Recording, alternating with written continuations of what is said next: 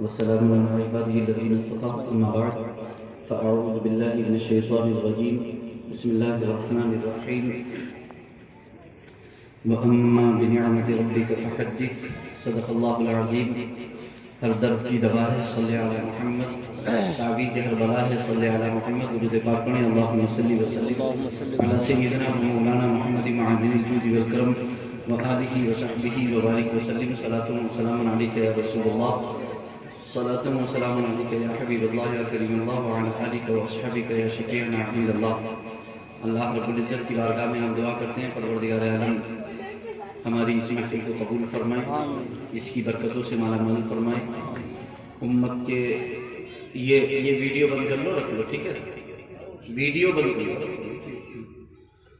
امت کے بڑے بڑے محدثین، اپنے وقت کے جید علماء فقہا نے بیان فرمایا ہے کہ میلاد النبی کی محفل، نبی اکرم صلی اللہ علیہ وسلم کے میلاد پاک کی محفل کی برکتیں سارا سال جاری رہتی ہیں، سارا سال جاری رہتی ہیں.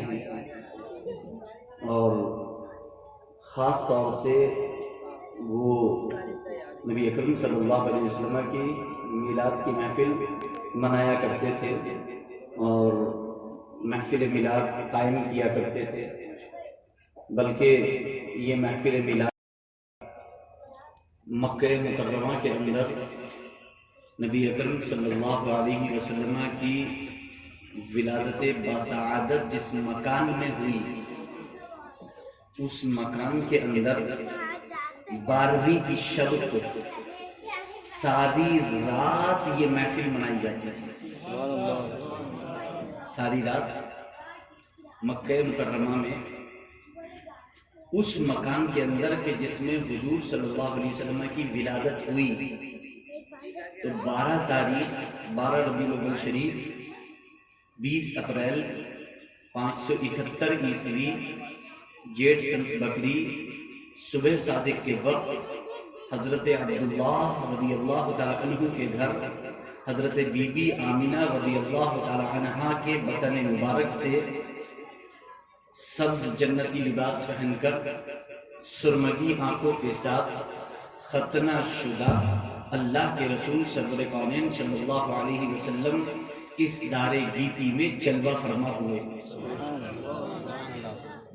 اور جس مکان میں جلوہ گری ہوئی، جس مکان میں نبی اکرم صلی اللہ علیہ وسلم کی ولادت باسعادت ہوئی، اس مکان کے اندر نبی اکرم صلی اللہ علیہ وسلم کی ولادت باسعادت کی رات، بچوں ادھر آ جاؤ، ادھر آ جاؤ، بچوں کو روک لو. ولادت باسعادت کی رات صبح ولادت کے وقت تک یہ محفل میلاد چلتی تھی، جس میں قرآن مقدس کی تلاوت، ہدیہ درود و سلام کی کثرت ہوا کرتی تھی. اور اس بات کا عینی شاہد اور گواہ ہندوستان کا جلیل القدر محدث، ایسا عظیم الشان اور جلیل القدر محدث کہ جس کے علم حدیث کا لوہا ہندوستان کا ہر فرقہ مانتا ہے مسلمانوں میں، چاہے وہ غیر مقلدین ہوں، اہل حدیث ہوں، وہابی مکتبہ فکر کے ہوں، دیوبندی مکتبہ فکر کے ہوں، یا وہ جماعت اسلامی کے ہوں، یا وہ مودودی جماعت کے، یا کسی بھی نام سے اس دنیا میں، اس ہندوستان کے اندر جتنے بھی اسلامی فرقے پائے جاتے ہیں، اہل سنت والجماعت کے تو الحمدللہ وہ مسلم میں مانتے ہیں. لیکن اہل سنت والجماعت کے علاوہ دیگر جتنے بھی مکاتب فکر ہیں، وہ سب اس محدث کو اپنے سروں پر رکھتے ہیں.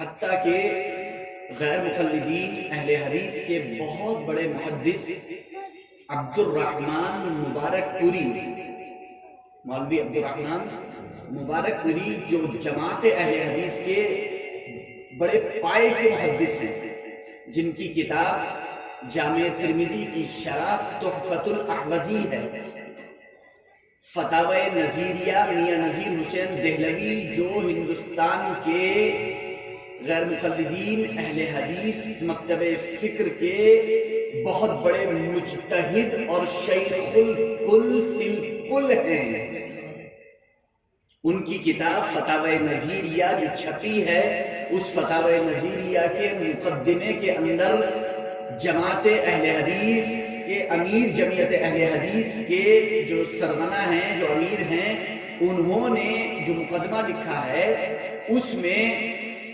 جو ہے اپنے میاں نذیر حسین دہلوی کو اس محدث کہ جو اس بات کا عینی گواہ ہے کہ ولادت کی رات اس مکان میں حضور کا میلاد منایا جاتا رہا ساری رات، اس کے بارے میں اہل حدیثوں کا کہنا یہ ہے کہ وہ محدث ہندوستان کے اندر توحید کا سب سے بڑا علمبردار تھا، توحید کو زندہ کرنے والا اس ہندوستان کے اندر وہ محدث تھا۔ کون سا محدث؟ جس نے یہ دیکھا کہ میلاد ہوتا ہے۔ میں نے یہ تعارف کیوں کرایا اس محدث کا نام لینے سے پہلے؟ اس محدث کا نام لینے سے پہلے میں نے یہ بات کیوں بتائی؟ تاکہ جو لوگ بھی یہ سوچتے ہیں کہ یہ صرف ہندوستانیوں کا کام ہے کہ جب بھی باہر ربیع الاول آتا ہے، میلاد کا موقع آتا ہے، ولادت کا موقع آتا ہے، تو یہ جمع ہونا شروع ہو جاتے ہیں اور میلاد منانا شروع کر دیتے ہیں۔ تو ایک ایسے عظیم پائے کے محدث 2014 میں ہم شارجہ گئے تھے، مرکز ثقافتی سنیہ کالی کٹ کیرالہ کی طرف سے۔ وہ طلبہ جو 1 نمبر سے وہاں پر فارغ تھے، 2 نمبر سے وہاں پر فارغ تھے ثقافت سے، ان لوگوں کا نمبر آیا تھا ثقافت وہاں شارجہ جانے کے لیے۔ شارجہ حکومت کی جانب سے جو المنتدى الاسلامی ایک اکیڈمی وہاں پر قائم ہے شارجہ کے اندر، اور مسجد المغفرہ جو حکومت شارجہ کے تحت ہے، وہاں پر سیرت النبی صلی اللہ علیہ وسلم کا ایک پروگرام ہوتا ہے 14 دن کا، الدورۃ الرابعہ عشر۔ وہ وہاں پر آپ یوٹیوب پہ ڈالیں گے تو وہ نکل کر کے آ جائے گا۔ تو اس میں ہماری شرکت ہوئی تھی۔ تو مسجد المغفرہ میں اور المنتدى الاسلامی میں جب ہم پہنچے تو المنتدى الاسلامی میں شارجہ حکومت کی جانب سے ایک کتاب چھپی ہے، الصحابۃ الکرام، الصحابۃ الکرام۔ اس کتاب کے اندر 5 رسالے ہیں، ان 5 رسالوں میں سے 5واں رسالہ حکومت شارجہ کی جانب سے اس محدث کا چھاپا گیا ہے جو محدث اس بات کا عینی گواہ ہے، اس بات کا۔ اب اس کا نام سن لو، وہ کون ہے محدث؟ وہ ہے شاہ ولی اللہ محدث دہلوی۔ سبحان اللہ، وہ ہے شاہ ولی اللہ محدث دہلوی، جو کہتے ہیں کہ میں نے مکہ مکرمہ میں 12ویں شب کو، شب ولادت کو اپنی آنکھ سے صرف دیکھا ہی نہیں بلکہ اس محفل میں حاضر ہوا، اور صرف اتنا ہی نہیں بلکہ میں نے اپنے نور بصیرت سے دیکھا کہ فرشتے اس محفل میں اتر رہے ہیں۔ سبحان اللہ، سبحان اللہ۔ یہ شاہ ولی اللہ محدث دہلوی کی بات، جسے دیکھنا ہو شاہ ولی اللہ دہلوی کی کتاب فیوض الحرمین کا مطالعہ کریں۔ سبحان اللہ، فیوض الحرمین شریف کا مطالعہ کر لیں۔ تو جناب جنہوں نے اپنی آنکھ سے دیکھا ہے، ہم تو ان کی بات کریں، جو یہاں سے بیٹھ کر کے کہیں کہ کچھ نہیں ہے، ہم ان کی نہیں مانتے، دیکھنے والے کی مانتے، دیکھنے والے کی نہیں مانتے۔ ایک کہنے والے کا کہا مان لیا ہے، بن دیکھے تجھ کو خدا مان لیا۔ واہ سبحان اللہ۔ ایک کہنے والے کا، وہ کہنے والا محمد سبحان اللہ، ایک کہنے والے کا کہا مان لیا ہے، بن دیکھے تجھ کو خدا مان لیا۔ تو کہنے والے کا ہم نے کہا مانا ہے، دیکھنے والے کا ہم نے اس کا مشاہداتی، اس کا تجرباتی، اس کا اپنا عملی زندگی کا جو ایک مقام ہے وہ اس نے سامنے رکھا اور ہم نے اس پر عمل کیا۔ یہ مکہ مکرمہ رضی اللہ، مکہ مکرمہ میں جو ہے صحابہ کرام رضوان اللہ تعالی علیہم اجمعین، تو ٹھیک اسی طرح یہ کس طرح ہے، یہ کس طرح ہے، جس طرح نماز تراویح کے بارے میں وقت کا ایک عظیم محدث، ایک عظیم فقیہ، ایک عظیم مجتہد کہتا ہے کہ میں نے اپنی آنکھ سے مسجد حرام میں 20 تراویح ہوتی ہوئی دیکھی ہے، 20 تراویح ہوتی ہوئی دیکھی۔ اس محدث کا نام ہے، اس فقیہ کا نام ہے، اس مجتہد کا نام ہے امام شافعی، محمد بن ادریس الشافعی۔ امام شافعی فرماتے ہیں میں نے خود دیکھا ہے، یہ دوسری صدی ہجری کی بات ہے یہ، تو محدثین فرماتے ہیں ہم نے دیکھا ہے، تراویح انہوں نے دیکھی ہوتی ہوئی، ولادت کے مکان میں انہوں نے محفل میلاد ہوتی ہوئی دیکھی ہے۔ اب ہم کیسے نہ مانیں کہ مکے والے میلاد نہیں مناتے، مکے والے میلاد ہم تو جانا مانیں گے اور ضرور مانیں گے، کیونکہ ایک ایسے آدمی نے کہا ہے کہ جو جھوٹ نہیں بولے گا، جھوٹ وہ بہت بڑا محدث ہے، اس کو جو لوگ میلاد کا انکار کرتے ہیں انہوں نے ہی اپنے سروں کا تاج مانا ہے، اپنے سروں کا تاج مانا، اور یہ کہا ہے کہ ہمارے علماء شاہ ولی اللہ محدث دہلوی کے سلسلہ فکر کے گلے سرسبز ہیں، اور توحید کا سب سے بڑا پرچارک انہیں کو مانا ہے۔ تو حضور صلی اللہ علیہ وسلم کی ولادت باسعادت کے مکان میں، حالانکہ اب اس مکان کو ایک چھوٹی سی لائبریری کی شکل میں بدل دیا گیا ہے، اس لائبریری کا فوٹو بھی ابھی شیئر ہوا ہے کوئی دن پہلے، تو اس کو لائبریری کی شکل میں بدل دیا گیا ہے وہ لائبریری میں، حالانکہ ایسا اچھی بات ہے لائبریری بنا دی وہاں پر، لیکن اس مکان کو اگر ویسے ہی خوبصورتی کے ساتھ باقی رکھا جاتا تو اس سے بڑی برکت والی چیزیں ہمارے پاس کہاں ہیں، ہمارے پاس کہاں ہیں، ساری چیزوں کو تو باقی رکھا گیا۔ حضرت ابراہیم جس پتھر پر کھڑے ہوئے اس پتھر کو باقی رکھا گیا، اس پتھر کو باقی رکھا گیا۔ حضرت حاجرہ جس مقام پر دوڑی اس مقام کو باقی رکھا گیا، اس مقام کو باقی رکھا گیا۔ آپ حج میں چلے جائیے، حج میں جتنے کام آپ کرتے ہیں نا سب اللہ کے برگزیدہ بندوں کی نشانیاں ہیں، پورا حج اللہ کے برگزیدہ بندوں کی نشانیاں ہیں جن کو اللہ نے باقی رکھا۔ بے شک زمزم کیا ہے؟ ایڑی سے نکلا ہوا پانی تو ہے، زمزم کیا ہے؟ کتنی شفا ہے اس میں، اس کو باقی رکھے، تبرک۔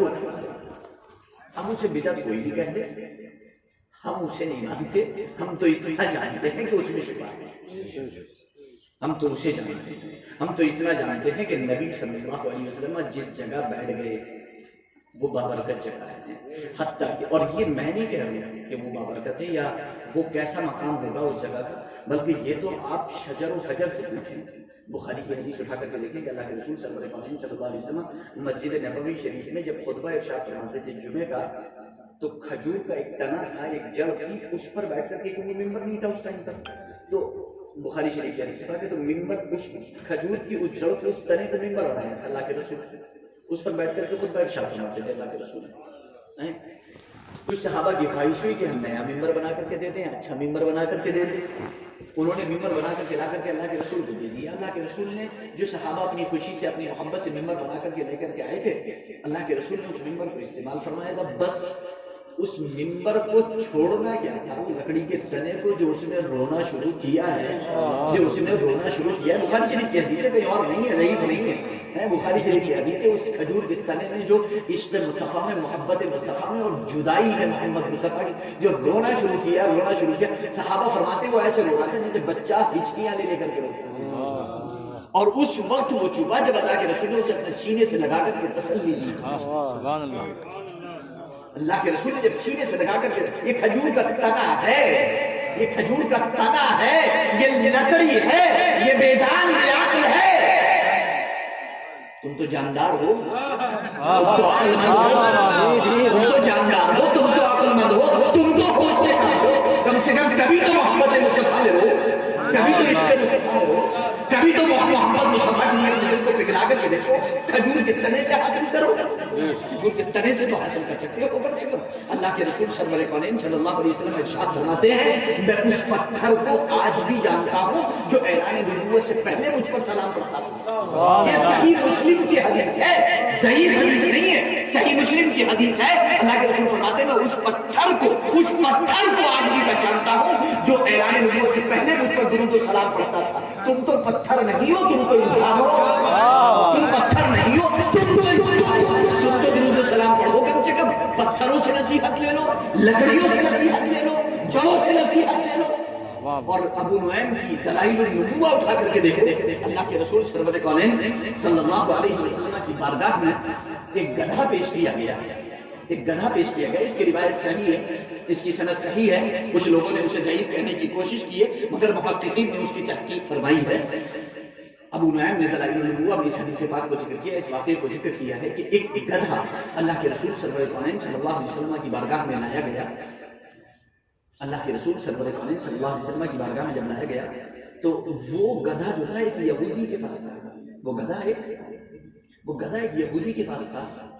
اللہ کے رسول سرور کونین صلی اللہ علیہ وسلم نے جب دیکھا اسے بڑا لاغر کمزور تھا، تو اللہ کے رسول سرور کونین صلی اللہ علیہ وسلم نے جب اس گدھے کو دیکھا تو اس سے پوچھا کہ اس کے بارے میں، تو اس نے کہا اللہ کے رسول میں اپنی نسل کا 60واں گدھا ہوں، میں اپنی نسل کا 60واں گدھا ہوں، میری نسل میں مجھ سے پہلے 59 گدھے رخصت ہو چکے ہیں اور ان 59 گدھوں میں سے ہر گدھا صرف نبیوں ہی کی سواری میں رہا ہے، کسی غیر نبی نے میری نسل کے گدھے پر کسی غیر نبی نے سواری نہیں کی۔ اللہ کے رسول میں ایک یہودی کی اس میں ہوں، یہودی کے پاس تھا۔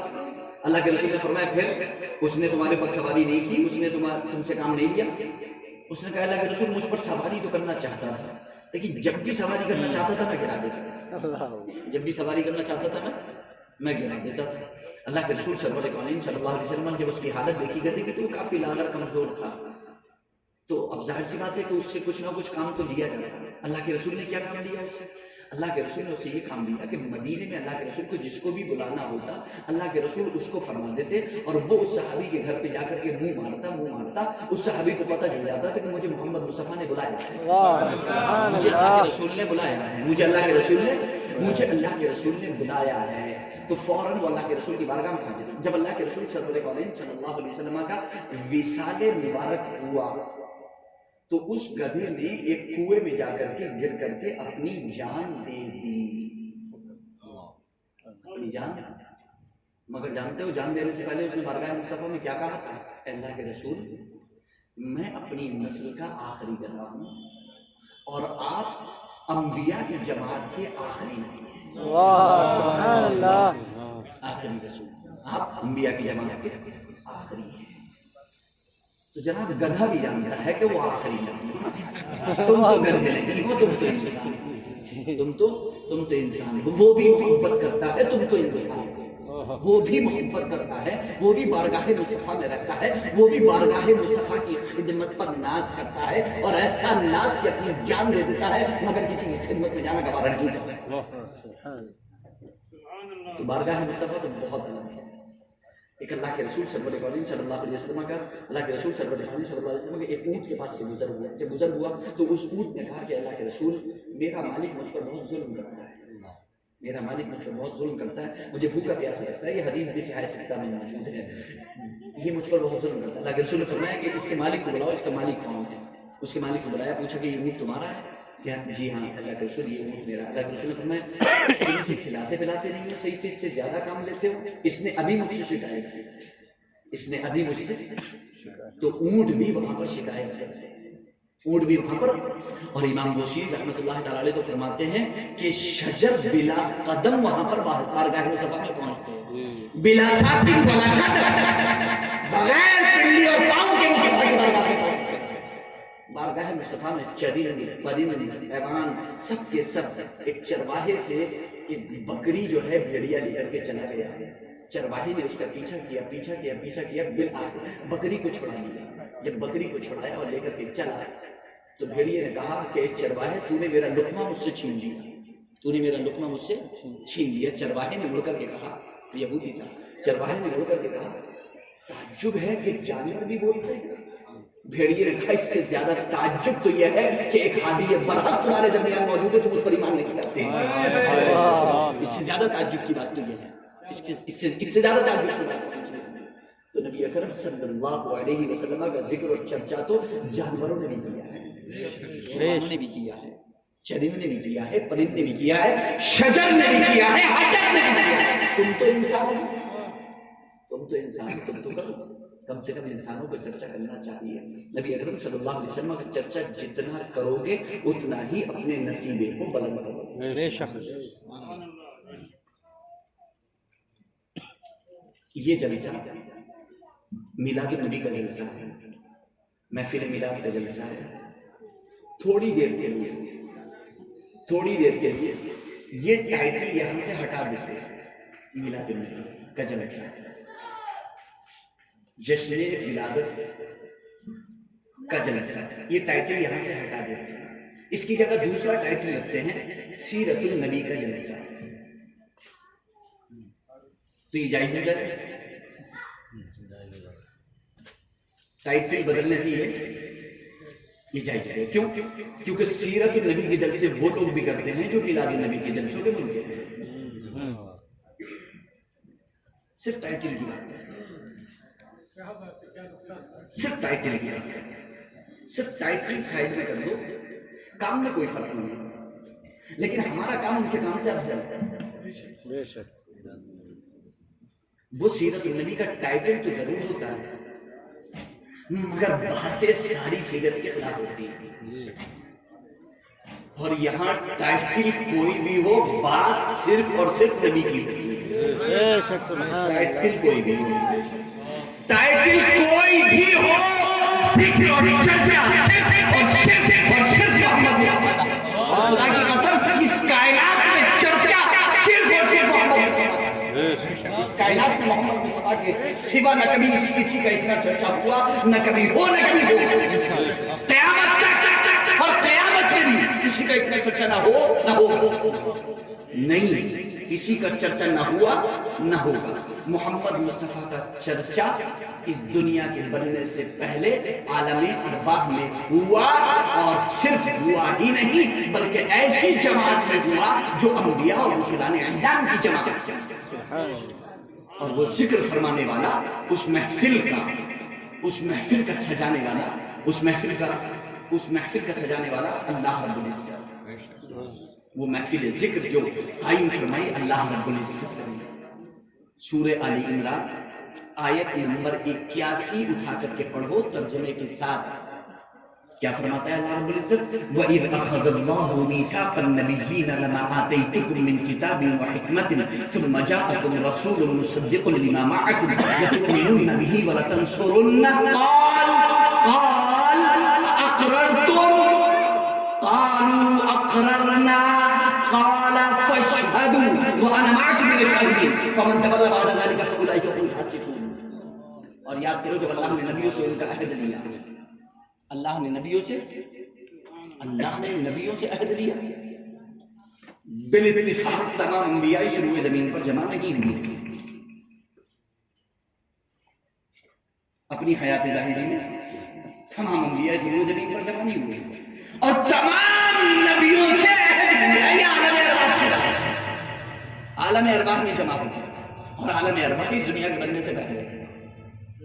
بننے سے پہلے عالم ارواح میں تمام نبیوں کی روحوں کو جمع کیا گیا، ایک جلسہ سجایا گیا، اور اس جلسے میں عالم ارواح کے اللہ رب العزت نے ارشاد فرمایا کہ جب بھی میرا رسول، میرا نبی محمد تمہارے درمیان، تمہارے زمانے میں تشریف لے آئے، لَتُؤْمِنُنَّ بِهِ وَلَتَنصُرُنَّهُ، تو تم ضرور اس پر ایمان لانا اور ضرور اس کی مدد کرنا، تم ضرور اس پر ایمان لانا اور ضرور اس کی مدد کرنا۔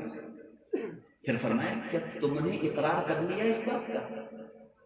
انہوں نے کہا ہم نے اقرار کر لیا، ہم نے اقرار، اور یہ بھی فرمایا کہ تم نے اس پر بھاری ذمہ لیا، اقررتم واخذتم علی ذلک بالصری، کیا تم نے اس پر میرا بھاری ذمہ لیا؟ کیا تم نے اقرار کیا اور اس پر میرا بھاری ذمہ لیا؟ انہوں نے کہا ہم نے اقرار کیا۔ فرمایا کہ تم گواہ ہو جاؤ ایک دوسرے پر، اور میں تم سب پر گواہ ہوں، اور جو کوئی اس کے بعد پھرے گا اسے فاسقوں میں سے نہیں لیا جائے گا۔ یہ انبیاء کرام کی جماعت، انبیاء کرام سے عہد و پیمان لیا گیا۔ انبیاء کرام کوئی اگر یہ تصور بھی کر لے کہ انبیاء کرام اللہ کے عہد و پیمان سے پھر سکتے ہیں تو وہ اپنے ایمان کی خیر میں یا ان سے خطا ہو، اگر کوئی یہ تصور کرے تو اپنے ایمان کی خیر میں۔ اہل سنت والجماعت کا متفقہ فیصلہ ہے الانبیاء کلهم معصومون عن الخطأ عن الصغیرة والکبیرة من قبل النبوة وبعدها۔ تمام انبیاء کرام اعلان نبوت سے پہلے اور اعلان نبوت کے بعد چھوٹے اور بڑے ہر گناہ سے معصوم ہیں، ہر گناہ سے معصوم ہیں۔ اللہ نے ان کی حفاظت فرمائی۔ جو نبی ہے وہ گناہ گار نہیں ہو سکتا، اور جو گناہ گار ہے وہ نبی نہیں ہو سکتا۔ جو نبی ہے وہ گناہ گار نہیں ہو سکتا، اور جو گناہ گار ہے وہ نبی نہیں ہو سکتا۔ تو اللہ رب العزت نے یہ محفل، یہ انجم، یہ محفل صرف ذکر مصطفیٰ کے لیے یہ منعقد ہوئی اور ذکر مصطفیٰ پر ہی ختم ہوئی۔ ہم اگر یہاں سجا لیں تو برا مان جاتے ہیں، تو برا نہیں لگنا چاہیے، کیونکہ یہ محفل تو سب کو سجانا ہے، یہ محفل تو سب کو سجا دیں، کسی نام کسی ٹائٹل سے سجائیں، یہ الگ بات ہے کہ کون کیا میسج پیغام دیتا ہے۔ تو میں نے آپ سے کہا کہ ٹائٹل بدلتا ہے، کام نہیں بدلتا، اور جب کام نہیں بدلتا تو پھر جناب نام بدلنے سے کچھ نہیں ہوتا، نام بدلنے سے کچھ نہیں ہوتا، کام۔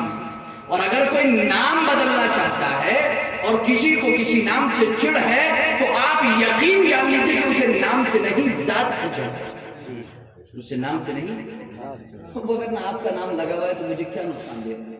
جب تک مجھے آپ سے کوئی بغض و عداوت نہیں ہوگی، نفرت نہیں ہوگی، یا میرے دل میں آپ کی طرف سے کوئی ضرورت اللہ نہ کرے نہیں ہوگی، تب تک مجھے آپ کا نام کیا شکایت پیدا کرے گا؟ کیوں مجھے تکلیف ہوگی آپ کے نام سے؟ تو جناب جشن ولادت جو نام لکھا جاتا ہے، جب تک انسان کو ذات سے چڑ نہیں ہوگی تو نام سے کیا فرق پڑے گا؟ نام سے کوئی فرق پڑنے والا نہیں۔ تو میں نے آپ سے کہا کہ نام ٹائٹل سے کوئی لا مشاحۃ فی الاصطلاح، بالکل متفقہ قاعدہ ہے یہ، لا مشاحۃ فی الاصطلاح، اصطلاح میں کوئی دشواری نہیں، کوئی کسی قسم کی کوئی بات نہیں ہے۔ اور یہ قاعدہ بھی صرف میں نے یا اہل سنت والجماعت نے بیان نہیں کیا، بلکہ ابن تیمیہ کے شاگرد ابن القیم نے اپنی کتاب میں یہ بیان کیا ہے۔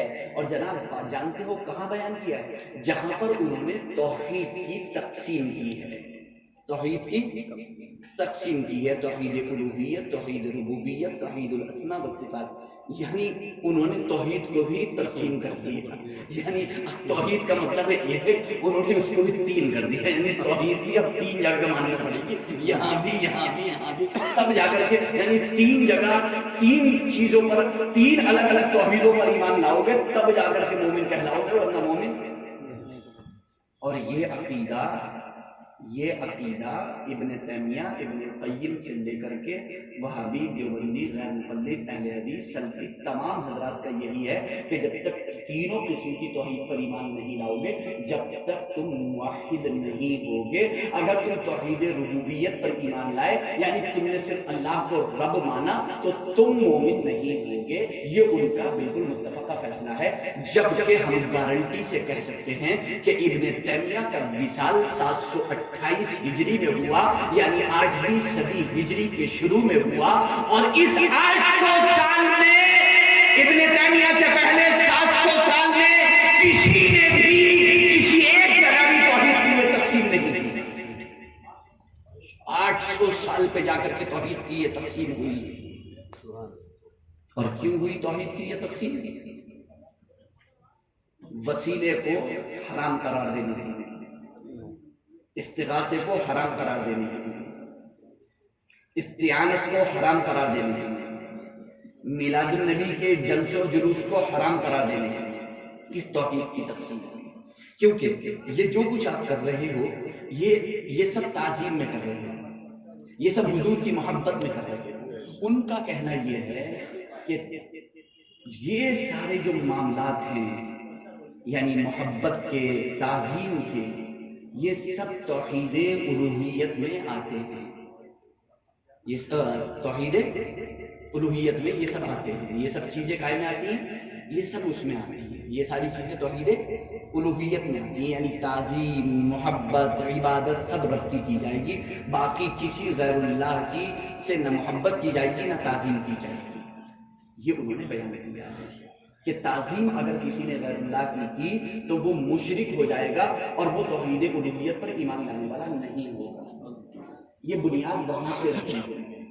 یہ جو تقسیم کی گئی، جو توحید کی، یہ اسی نظریے کے پیش نظر کی گئی کہ انہیں یہ ثابت کرنا تھا ہم قریب آ کر کے، تاکہ چونکہ آپ کے یہ تمام جلسے جو ہوتے ہیں وہ نبی اکرم صلی اللہ علیہ وسلم کی محبت و تعظیم میں ہوتے ہیں، سب محبت و تعظیم میں ہوتے ہیں، جبکہ خود ابن تیمیہ نے اقتضاء الصراط المستقیم جو ان کی کتاب ہے اس کے اندر صاف لکھا ہے کہ جو لوگ محمد مصطفیٰ کی محبت میں یہ محفل میلاد قائم کرتے ہیں، موسم کے طور پر عید میلاد مناتے ہیں، انہیں اجر و ثواب ملے گا۔ انہیں اجر و ثواب بالکل کلیئر ہے، انہیں اجر و ثواب ملے گا، انہیں اجر و ثواب ملے گا۔ تو بے شک ہمیں اجر و ثواب ملے گا، ان کے کہنے سے نہیں ملے گا بلکہ اللہ رب العزت کی عطا سے ملے گا۔ تو ہم جو یہ محفل میلاد مناتے ہیں یہ نبی اکرم صلی اللہ علیہ وسلم کی دراصل سیرت کا ایک جلسہ ہے۔ میں نے آپ کو پہلے بولا ٹائٹل پہ نہیں جانا ہے آپ کو، یہ حضور کی سیرت کا ایک جلسہ ہے جس میں آغاز اس محفل کا قرآن کی تلاوت سے ہوتا ہے۔ اس محفل کا آغاز کیسے ہوتا ہے؟ چاہے جلسہ ہو یا جلوس، یہ بیٹھنے اٹھنے کو مت دیکھنا کہ بیٹھے ہو تو جلسہ، کھڑے ہو تو جلوس۔ میں نے بولا کہ صرف جیسے نام بدلتے ہیں ایسے ہی آپ کی حیات، آپ کی حالت بدلتی ہے کہ کبھی آپ کھڑے ہو کبھی بیٹھے ہو۔ اور جناب کسی انسان کے کھڑے یا اٹھنے یا بیٹھنے سے یا نام بدلنے سے آخر کیسے ہو سکتا ہے کہ ایک جائز چیز حرام ہو جائے؟ کیسے ہو سکتا ہے؟ کیسے؟ کہاں لکھا ہے قرآن و حدیث میں؟ کس حدیث میں لکھا ہے کہ ایک انسان ایک کام بیٹھ کر کرے تو جائز اور وہی کام کھڑے ہو کر کر لے تو حرام ہے؟ کہاں لکھا ہے؟ جو بیٹھ کر جائز ہے وہ کھڑے ہو کر بھی جائز ہے، وہ لیٹ کر بھی جائز ہے، وہ بیٹھ کر بھی جائز ہے، وہ چلتے پھرتے بھی جائز ہے۔ جو جائز ہے وہ جائز ہے، جو جائز ہے وہ جائز ہے۔ جو شرک ہے وہ ہمیشہ شرک ہے اور جو توحید ہے وہ ہمیشہ توحید ہے۔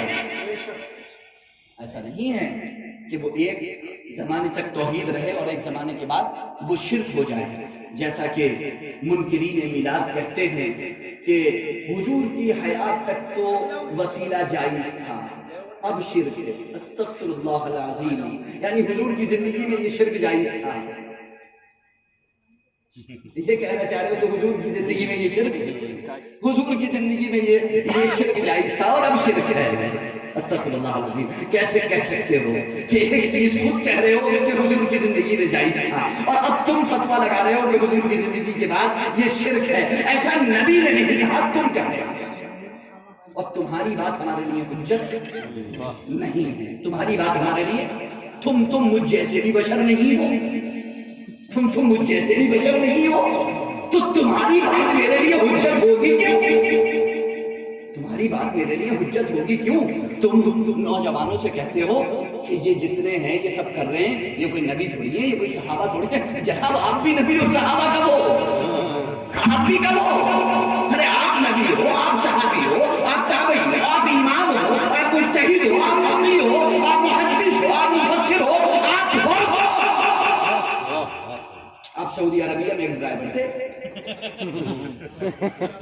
یہاں آ کے قائد قوم ملت بن گئے. نہیں، یہ حقیقت ہے. 4 دن سعودی عربیہ میں رہ کر کے یہاں سے آ گئے. سر اسلام تو مکے سے نکلا ہے نا، اسلام تو سعودی سے نکلا ہے نا، وہاں تو یہ چیز نہیں ہوتی. ارے میرے پیارے بھائی، سعودی سے اسلام 50 سال 75 سال پہلے تھوڑی نکلا ہے، 1450 سال پہلے نکلا ہے. تم 75 سال پہلے ڈھونڈ رہے ہو. 1925 میں سعودی حکومت ہے، 1925 میں سعودی حکومت ہے. 1900 سے پہلے دیکھ لیجیے ذرا سعودی عربیہ میں نے شاہ ولی اللہ محدث دہلوی کا جو بتایا وہ 1900 پہلے کا ہے، 1900 سے پہلے کا ہے. وہ فرماتے میں نے اپنی آنکھ سے دیکھا، اسی مکے میں نے اپنی آنکھ سے دیکھا. تو ہم یہی تو کہہ رہے ہیں کہ یہ جناب 75 سال کا چشمہ ہٹا کے، یہ 100 سال کا چشمہ ہٹا کے دیکھو کہ سعودی سے اسلام آیا ہے. کون سا والا اسلام آیا ہے؟ 20 تراویح سعودی سے آئی ہیں، لیکن 75 سال کا چشمہ لگا کے مت دیکھو. امام شافعی کے چشمے سے دیکھو کہ 1300 سال پہلے موجود تھا. 20 تراویح وہاں موجود تھی. امام شافعی وہ بتائیں گے کہ آیا ہے کہاں سے آئی ہے تراویح نکل کے. آج سعودی کے چشمے سے مت دیکھو. آج سعودی کے چشمے سے دیکھنا ہے تو دیکھو پکچر ہال بن رہے ہیں وہاں پر، دیکھو مندر بنائے جا رہے ہیں وہاں پر. یہ دیکھو چشمہ لگا کر وہ دکھ رہا ہے تم کو، یہ نہیں دکھ رہا ہے تم کو چشمہ لگا کے بڑا لگا کر دیکھو. بلو فلم کے پکچر ہال وہاں پر کھولے جا رہے ہیں، ننگی فلموں کے پکچر ہال وہاں پر کھولے جا رہے ہیں. کتنے 12 یا 24 کتنے ایک ساتھ پکچر ہال کھولے گئے. استغفر اللہ العظیم. مجھے خدا کی قسم صرف اتنا بتا دیجیے یہ کون سا اسلام ہے؟ خانہ کعبہ کی جو غلاف ہے نا، جو چادر، اس پر لکھا ہوتا تھا لا الہ الا اللہ محمد رسول اللہ. اسے وہاں سے نیچے سے کھرچ کر کے اس پر لکھا گیا ہے شاہ فہد کا نام، اس پر لکھا گیا ہے بادشاہ کا نام. تم کون ہوتے ہو کعبے کی چادر پہ اپنا نام لکھنے والے؟ کون ہو تم کہ کعبے کی چادر پہ اپنا نام لکھو، کعبے کے غلاف پہ تم اپنا نام لکھو؟ ہم یہاں نبی کا ذکر کر لیں تو مرچیں لگ جاتی ہیں، اور تم وہاں خانہ کعبہ کے غلاف پر اپنا نام لکھو. کیسے ہو سکتا ہے؟ تمہارے باپ دادا کے نام سے 1925 کے بعد سے تم نے جتنی یونیورسٹیز، تم نے جتنے جامعات بنائے ہیں، جتنے مدارس بنائے ہیں، جتنی بلڈنگز بنائی ہیں، سب تمہارے باپ دادا کے نام سے، آل سعود کے نام سے. نبی کے نام سے اتنی چڑ تھی کہ سبھی مٹاتے چلے جا رہے ہیں وہاں سے، سبھی ختم کرتے چلے جا رہے ہیں وہاں سے. سب کچھ ختم کر ڈالا، سب کچھ مٹا ڈالا، سب کچھ. ہم اس لیے کہتے ہیں، یہ جو کہتے ہیں نا کہ اسلام تو صاحب سعودی سے نکلا ہے، عرب سے اسلام آیا ہے، وہاں تو ایسا نہیں ہوتا. ارے بھائی 1450 سال پہلے آیا تھا اسلام آتے، اور اسلام آیا تھا بے شک، لیکن آیا کیسے تھا؟ کس صورت میں آیا تھا؟ قرآن کی صورت میں، حدیث کی صورت میں. وہ قرآن و حدیث ہندوستان میں بھی وہی ہے اور سعودی عربیہ میں وہی ہے، بدلا نہیں ہے کچھ بھی. جو قرآن سعودی میں پڑھا جاتا ہے وہی ہندوستان میں پڑھا جاتا ہے، جو حدیث وہاں پڑھی جاتی ہے وہ یہاں پڑھی جاتی ہے. اور سعودی عربیہ کے جتنے چھپے ہوئے نسخے ہیں حدیث کے، وہ سب الحمدللہ یہاں ہندوستان میں ہمارے پاس موجود ہیں. تم نے اتنی حدیث کی کتابوں کے نام سنے نہیں ہوں گے خواب میں کبھی، جتنی لائبریریوں میں موجود ہیں ہمارے پاس. سمجھ رہے ہیں؟ حدیث، ہمیں حدیث کا درد دینے کی ضرورت نہیں ہے. الحمدللہ میری عمر تو ابھی 30 سال کی ہے. ماشاءاللہ حضرت یہاں پر موجود ہے، تشریف فرما ہے، حضرت تشریف فرما ہے، اور لوگ یہاں پر علماء موجود ہیں. 30 بڑا ریکارڈ ہے. اور اگر میں آپ کو بتاؤں تو اس رامپور کی تاریخ میں بتاتا ہوں. اس رامپور کے بارے میں آپ سنیے. 1334 ہجری کتنی چل رہی ہے؟ 1443 1334 ہجری. کتنے سال پہلے کا واقعہ ہو گیا؟ 100 اور 110 سال پہلے. کتنے سال پہلے کا واقعہ ہے؟ 110 سال پہلے. 110 سال پہلے. یہ مثال پتہ ہے میں کیوں دینے جا رہا ہوں؟ جس طرح منکرین میلاد یہ کہتے ہیں نا کہ جناب سعودی عربیہ سے اسلام آیا ہے، وہاں تو نہیں منایا جاتا. تو میں نے ابھی کہا کہ اینک لگا کر کے دیکھو امام شافعی کے چشمے سے، شاہ ولی اللہ محدث دہلوی کے چشمے سے، اور تمام محدثین کے چشمے سے کہ وہاں محفل میلاد کل بھی منایا جاتا تھا، آج بھی منایا جاتا ہے. اسی طرح یہاں رامپور کے اندر اگر قبرستان میں اذان پڑھ دی جاتی ہے نا، قبرستان میں دفن کرنے کے بعد اذان پڑھ دی جاتی ہے، وہ کہتے ہیں صاحب ہماری عمر تو 50 سال کی ہو گئی، ہماری عمر تو 50 سال کی ہو گئی، ہم نے تو کبھی دیکھا نہیں. ارے میرے پیارے بھائی، دنیا آپ سے تھوڑی نہ شروع ہوئی، آپ سے پہلے بھی تو دنیا تھی کسی سے. آپ کی عمر کے ساتھ دنیا کا آغاز تھوڑی ہوا، آپ دنیا کے پہلے انسان تھوڑی نہ ہو، آپ دنیا کے پہلے انسان تھوڑی نہ. دنیا میں آپ سے پہلے بھی لوگ رہے ہیں، آپ سے پہلے بھی انسان رہے ہیں. دنیا یہ بسی ہوئی ہے، کافی دن سے بسی ہوئی ہے. خیر میں تو بتا نہیں سکتا کب سے بسی ہوئی ہے، لیکن بہرحال بسی ہوئی ہے، کافی ٹائم سے بسی ہوئی ہے، کافی ٹائم سے بسی ہوئی ہے. جب کافی ٹائم سے بسی ہوئی ہے تو اپنے سے اوپر بھی دیکھ لو، اپنے سے. اور یہ زمانہ جتنا دور ہوگا اتنا ہی زیادہ نفع بخش نہیں ہوگا، بلکہ جتنا قریب پہنچے گا اتنا زیادہ نفع بخش ہوگا. دلیلیں جب قریب زمانے کی ڈھونڈی جائیں گی تو نفع بخش ہوگی. دور کے زمانے میں ڈھونڈو دلیل. سب سے مضبوط ترین دلیل وہ ہوگی جو صحابہ کے زمانے کی ہوگی. اس کے بعد درجہ ہوگا مضبوط ترین دلیل کا جو تابعین کے زمانے کی ہوگی. اس کے بعد درجہ ہوگا مضبوط ترین دلیل کا جو تبع تابعین کی ہوگی. اس کے بعد مضبوط ترین دلیل کا درجہ جو دلیل ہوگی اس کا جو مرتبہ ہوگا وہ ہوگی جو ائمہ مجتہدین کی ہوگی. اور مجتہدین تقریباً 18 اپنے وقت کے مجتہدین، 18 امام دنیا کے پردے پر اس وقت میں بڑے جلد مجتہدین، ان میں سے 4 باقی بچے جن کے مذہب آج تک چل رہے ہیں، جن کے مذہب الحمدللہ آج تک چل رہے ہیں. شاید میرے خیال سے یہ بات منکرین میلاد کی نالج میں نہیں ہوگی کہ پورا سعودی عربیہ آج بھی مذہب حنبلی کو فالو کرنے کا دعویٰ کرتا ہے، بلکہ جو حکومتی دستور ہے سعودی عربیہ کا وہ حنبلی فقہ پر ہے، حنبلی اسکول پر ہے. بالکل کلیئر ہے.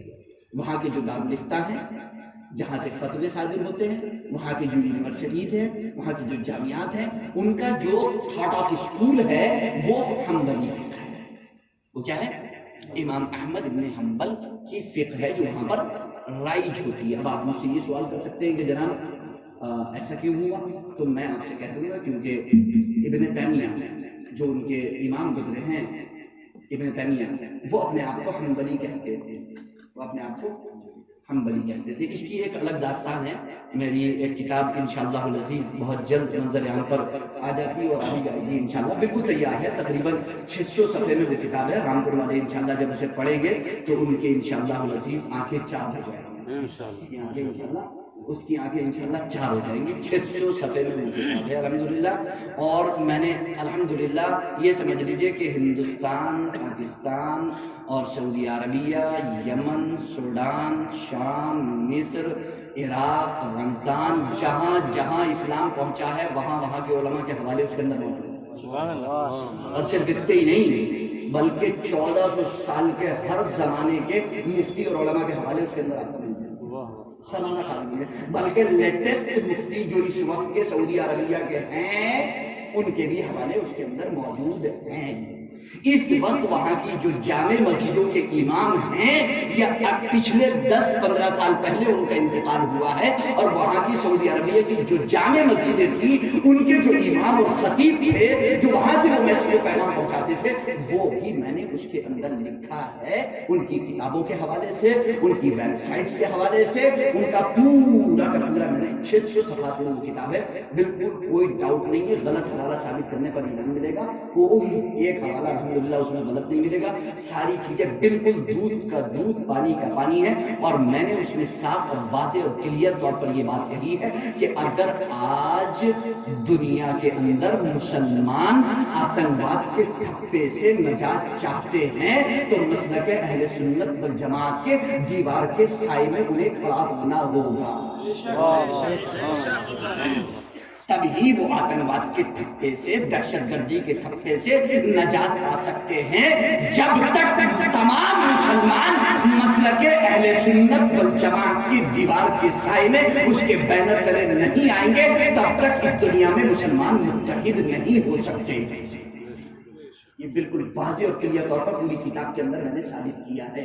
جو لوگ اتحاد کا کہتے ہیں، جو لوگ کہتے ہیں کہ فرقوں میں کیوں بٹ رہے ہو، کیوں فرقوں میں بٹے پڑے ہو، ہم نے ان سے کہا ہے، جو لوگ یہ کہتے ہیں کہ فرقوں میں نے کتاب میں ثابت کیا، جو لوگ یہ کہتے ہیں کہ فرقوں میں مت بٹو، ہم نے ان سے کہا ہے، ہم تم سے کہتے ہیں کہ فرقوں میں مت بٹو۔ کیوں؟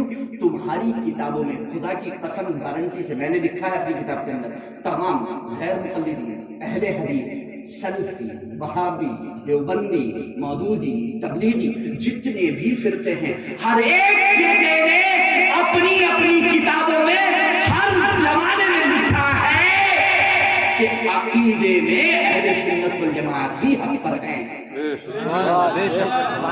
عقیدے میں اہل سنت والجماعت ہی حق پر ہیں۔ جب اہل سنت والجماعت عقیدے میں حق پر ہیں تو کیوں تم اہل حدیث بن رہے ہو؟ کیوں تم وہابی بن رہے ہو؟ کیوں تم دیوبندی بن رہے ہو؟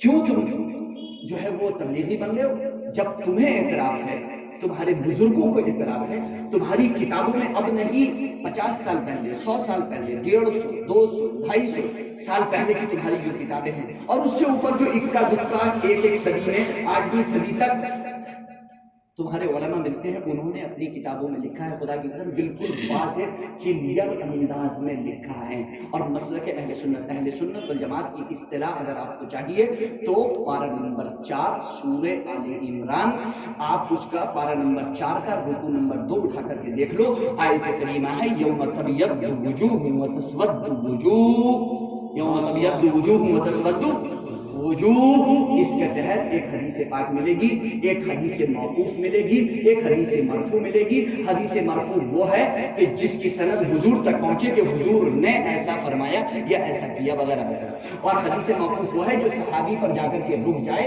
تو حدیث موقوف بھی ملے گی، حدیث مرفوع بھی ملے گی۔ علامہ امام جلال الدین سیوطی مصری شافعی علیہ رحمۃ الرضوان نے اپنی تفسیر الدر المنصور کے اندر اس کو ذکر کیا ہے۔ وہابیوں کے امام ابن تیمیہ کے شاگرد ابن کثیر نے اپنی تفسیر میں اس کو ذکر کیا ہے۔ اس سے اوپر چلے جائیے، تمام تفسیروں میں یہ موجود ہے، خود ابن تیمیہ نے یہ تفسیر ذکر کی ہے، تمام وہابیوں نے یہ تفسیر ذکر کی ہے۔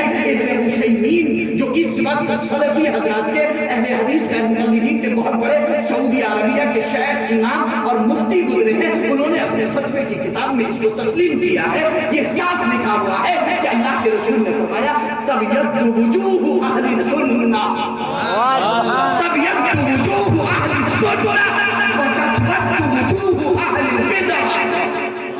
اہل سنت والجماعت کے چہرے قیامت کے دن روشن ہوں گے اور اہل بدعت و ہوا کے چہرے کالے ہوں گے۔ قرآن نے تو یہ بات بالکل کلیئر کہی ہے کہ کچھ لوگوں کے چہرے روشن ہوں گے، کچھ لوگوں کے چہرے کالے ہوں گے۔ اللہ کے رسول فرماتے ہیں، صحابہ فرماتے ہیں کہ جن کے چہرے روشن ہوں گے وہ اہل سنت والجماعت ہیں، اہل سنت والجماعت ہیں۔ اور جن کے چہرے ممکن ہے کہ میں یہ حدیث بیان کر کے جاؤں تو وہ یہ کہتے ہیں کہ فیضان میں ضعیف حدیث بیان کر کے گئے، تو میں یہیں پر اس کو کلیئر کر دوں کہ جو حدیث مرفوع ہے جس کی سند حضور تک پہنچتی ہے اس کی سند ضعیف ہے، اس کی روایت میں ایک راوی ضعیف ہے، لیکن جو حدیث صحابی تک پہنچی ہے اس کے بارے میں بال اتفاق سب نے کہا ہے کہ اس کی حدیث میں کوئی کلام سند میں کلام نہیں۔ تو میں کہتا ہوں اللہ کے رسول نہیں، صحابی کی تفسیر سے، صحابی کی تفسیر صحابی کی مانیں گے ہم صحابی کی مانیں گے۔ میں اس کے آگے کا لفظ کوئی نہیں بولوں گا، میں اس کے آگے کا لفظ نہیں بولوں گا، میں بولنا نہیں چاہتا، سچ میں نہیں بولنا چاہتا۔ ہم صرف صحابی کی تفسیر بروزن صحابی کی نہیں مانیں گے، ہاں بروزن صحابی کی نہیں مانیں گے، ہم صحابی کی مانیں گے، بروزن صحابی بروزن صحابی کی نہیں۔ وہ بروزن صحابی بھی نہیں ہے، خیر وہ بروزن تو کیا، وہ تو برطرف ہے، خیر وہ برطرف ہے، بروزن نہیں ہے، برطرف کوئی وزن نہیں ہے۔ ہمارے بروزن نہیں ہے جو صحابی کے بروزن کو بہت دور کی بات ہے۔ خدا کی قسم کچھ بھی صحیح اللہ نے جو ہے وہ ہمیں جو ہے وہ ہمیں عقیدہ اہل سنت والجماعت دیا ہے۔ ہم اتنا جانتے ہیں کہ ہم جب تک کبیرہ گناہوں سے بچتے رہیں گے اللہ ہمارا صغیرہ معاف فرماتا ہے۔ اِن تجتنبوا کبائر ما تنہون عنہ نکفر عنکم سیئاتکم، اگر تم کبیرہ گناہوں سے، بڑے گناہوں سے بچتے رہو گے تو چھوٹے ہم معاف کرتے ہیں۔ اور کبیرہ گناہوں میں دنیا کے کسی مفتی سے پوچھو، سب نے اپنی کتابوں میں نے اس کتاب میں بالکل کلیئر کر دیا، دنیا کے کسی مفتی سے پوچھو کہ سب سے بڑا کبیرہ گناہ کون سا ہے تو وہ کہے گا کہ سب سے بڑا کبیرہ گناہ عقیدے کا ہے۔ اگر کسی کا عقیدہ خراب ہے تو اس سے بڑا کبیرہ کرنے والا کوئی نہیں ہے۔ شراب پی لے، چوہا کھیل لے، سب حرام کرنا۔ اللہ نے کرے معاذ اللہ شام پہ عمل سے، نفس کی شرارت سے، شیطانی وسوسے سے، بشری تقاضے میں اگر اس سے زنا ہو جائے، چوری ہو جائے، شراب پی لے، کچھ کر لے، لیکن سچے دل سے اللہ کو توبہ کرے تو اللہ تعالیٰ معاف فرما دے۔ لیکن جناب اگر کوئی عقیدہ ایسا رکھ لے کہ ایمان سے خارج ہو جائے تو پہلے تو تجدید ایمان کرے گا، توبہ تو بات نہیں، تجدید ایمان کرے گا، داخل اسلام ہوگا، سرے سے ہی مسلمان ہوگا، اس کی مسلمانی دوبارہ سے ہوگی، اس کی مسلمانی جس کے عقیدے میں خراب ہوگی اس کی مسلمانی دوبارہ سے ہاں نہیں صحیح بات ہے۔ مطلب اس کو یوں کہہ لو کہ وہ دوبارہ سے اسلام میں یہ کام جو تھا میں نے جو بولا کہ مسلمان دوبارہ سے، تو بالکل واضح اور کلیئر ہے، میں نے آپ کے ساتھ بتایا۔ تو میں کہنے کا مقصد یہ ہے کہ یہ جو 1400 سال جو کہا جا رہا ہے نا کہ 1400 یہ سب اسلام سعودی عربیہ سے وہاں کہاں ہوتا ہے، تو بالکل کلیئر ہے۔ تو میں بات یہ بتا رہا تھا کہ رامپور کے جو 50-60 سال کے لوگ ہیں وہ کہتے ہیں سر یہ کون سا والا، یہ سب یہ قبر پہ اذان ہو رہی ہے یا یہ جو ہے وہ تیجا 10واں 40واں ہو رہا ہے یا یہ ساری چیزیں ہو رہی ہیں، یہ ہمارے رامپور میں تو ہوتی نہیں، کہا جاتا ہے کہ مجھے کہا جاتا ہے تو ہم نے تو دیکھی نہیں کبھی رامپور میں، ہم تو اتنے بڑے ہو گئے، ہمارا بچپن پورا گزر گیا، ہم نے تو کبھی دیکھی نہیں یہ چیزیں کہ صاحب قبر پہ اذان ہو رہی ہے، یہ کرا جا رہا ہے، فلاں کرا جا رہا ہے، فلاں کرا جا رہا ہے، ڈھمکا کرا جا رہا ہے۔ تو میں ان سے کہوں گا کہ ایسا نہیں ہے، آپ نے کچھ اور چیزیں بھی نہیں دیکھی ہیں رامپور کی، بہت ساری چیزیں آپ نے رامپور کی، کیونکہ آپ کی عمر 50 سال 60 سال کی، ظاہر سی بات ہے کہ جو 100 سال پہلے رامپور میں چیزیں ہوتی تھی وہ آپ نے نہیں دیکھی ہوں گی، جو 150 سال پہلے ہوتی ہوں گی وہ آپ کے اور ہمارے دادا نے نہیں دیکھی ہوں گی، جو 200 سال 250 سال پہلے ہوتی ہوں گی وہ ہمارے پردادا نے نہیں دیکھی ہوں گی۔ تو ظاہر سی بات ہے کہ ہر زمانے میں کچھ نہ کچھ چیزیں ایسی رہی ہوں گی جو ہم لوگوں نے نہیں دیکھی ہوں گی۔ تو یہ جو کہا جاتا ہے کہ ہم نے تو نہیں دیکھی، تو سب سے پہلا سوال تو یہ کہ آپ دیکھ لیتے تو جائز ہو جاتی ہے، سب سے پہلا سوال ہے کہ آپ دیکھ لیتے تو جائز ہو جاتی ہے، نہیں آپ کا دیکھنا کسی چیز کو جائز اور ناجائز تھوڑی بنا دے گا۔ تو سرے سے یہ کہنا ہی باطل ہے کہ جب ہم نے تو کبھی نہیں دیکھا، سرے سے یہ کہنا ہی باطل ہے، اس لیے کہ آپ کا یہ میرا دیکھنا دلیل نہیں، آپ کا یہ میرا دیکھنا دلیل، آپ کا یہ میرا دیکھنا دلیل نہیں ہے، بلکہ قرآن و حدیث کی روشنی میں اس کام کا خیر پر مبنی ہونا ضروری ہے۔ جو کام اچھا ہے وہ اچھا ہے، جو غلط ہے وہ غلط ہے۔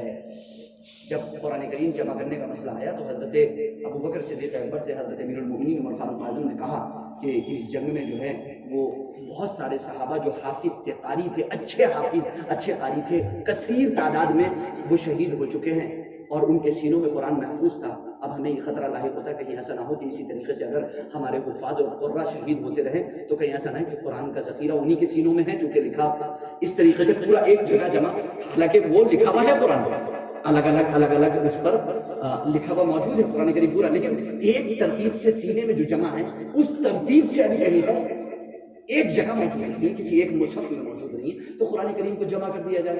امیر المؤمنین سیدنا ابو بکر صدیق اکبر رضی اللہ تعالیٰ عنہ نے جواب دیا، بخاری شریف کے حدیث پاک ہے، کیف افعل ما لم یفعلہ رسول اللہ، میں وہ کام کیسے کر سکتا ہوں جسے رسول اللہ نے نہیں کیا، میں وہ کام، بخاری کے الفاظ میں، میں وہ کام کیسے کر سکتا ہوں جو کام رسول اللہ نے نہیں کیا۔ اب اس پر حضرت عمر فاروق اعظم کا جواب سنیے، ارشاد فرماتے ہیں کہ اے امیر المؤمنین، اے خلیفۃ المسلمین، رسول اللہ نے اگرچہ نہیں کیا مگر کام تو اچھا ہے نا۔ دیکھو بہت کلیئر سننا ہے آپ کو، بخاری شریف کی حدیث ہے، کام تو یہیں سے واضح اور کلیئر فرما دیا، صحابہ نے قیامت تک کے لیے ایک اصول دے دیا کہ رسول اللہ کا کرنا ضروری نہیں ہے بلکہ کام کا اچھا ہونا ضروری ہے۔ بالکل ایک اصول دے دیا صحابہ نے، ہمیں ایک اصول دے دیا کہ جناب رسول اللہ کا کرنا، اور جب رسول اللہ کا کرنا ضروری نہیں ہے، کام کا اچھا ہونا ضروری ہے، تو صحابہ کا کرنا کیوں ضروری ہوگا؟ لوگ کہتے ہیں دکھاؤ صحابہ نے کہاں میلاد منایا، ارے جب رسول اللہ کا ہی کرنا ضروری نہیں ہے۔ اس کی ایک اور مثال میں آپ کو دیتا ہوں، صحیح مسلم شریف میں ایک حدیث پاک ہے، صحیح مسلم شریف میں ایک حدیث پاک ہے، اذا قرأ الامام فانصتوا، جب امام قراءت کرے تو تم خاموش رہو، جب امام قراءت کرے تو تم خاموش رہو۔ امام مسلم سے سوال ہوا کہ یہ حدیث کے بارے میں آپ کا نظریہ کیا ہے، یعنی یہ حدیث صحیح ہے یا صحیح؟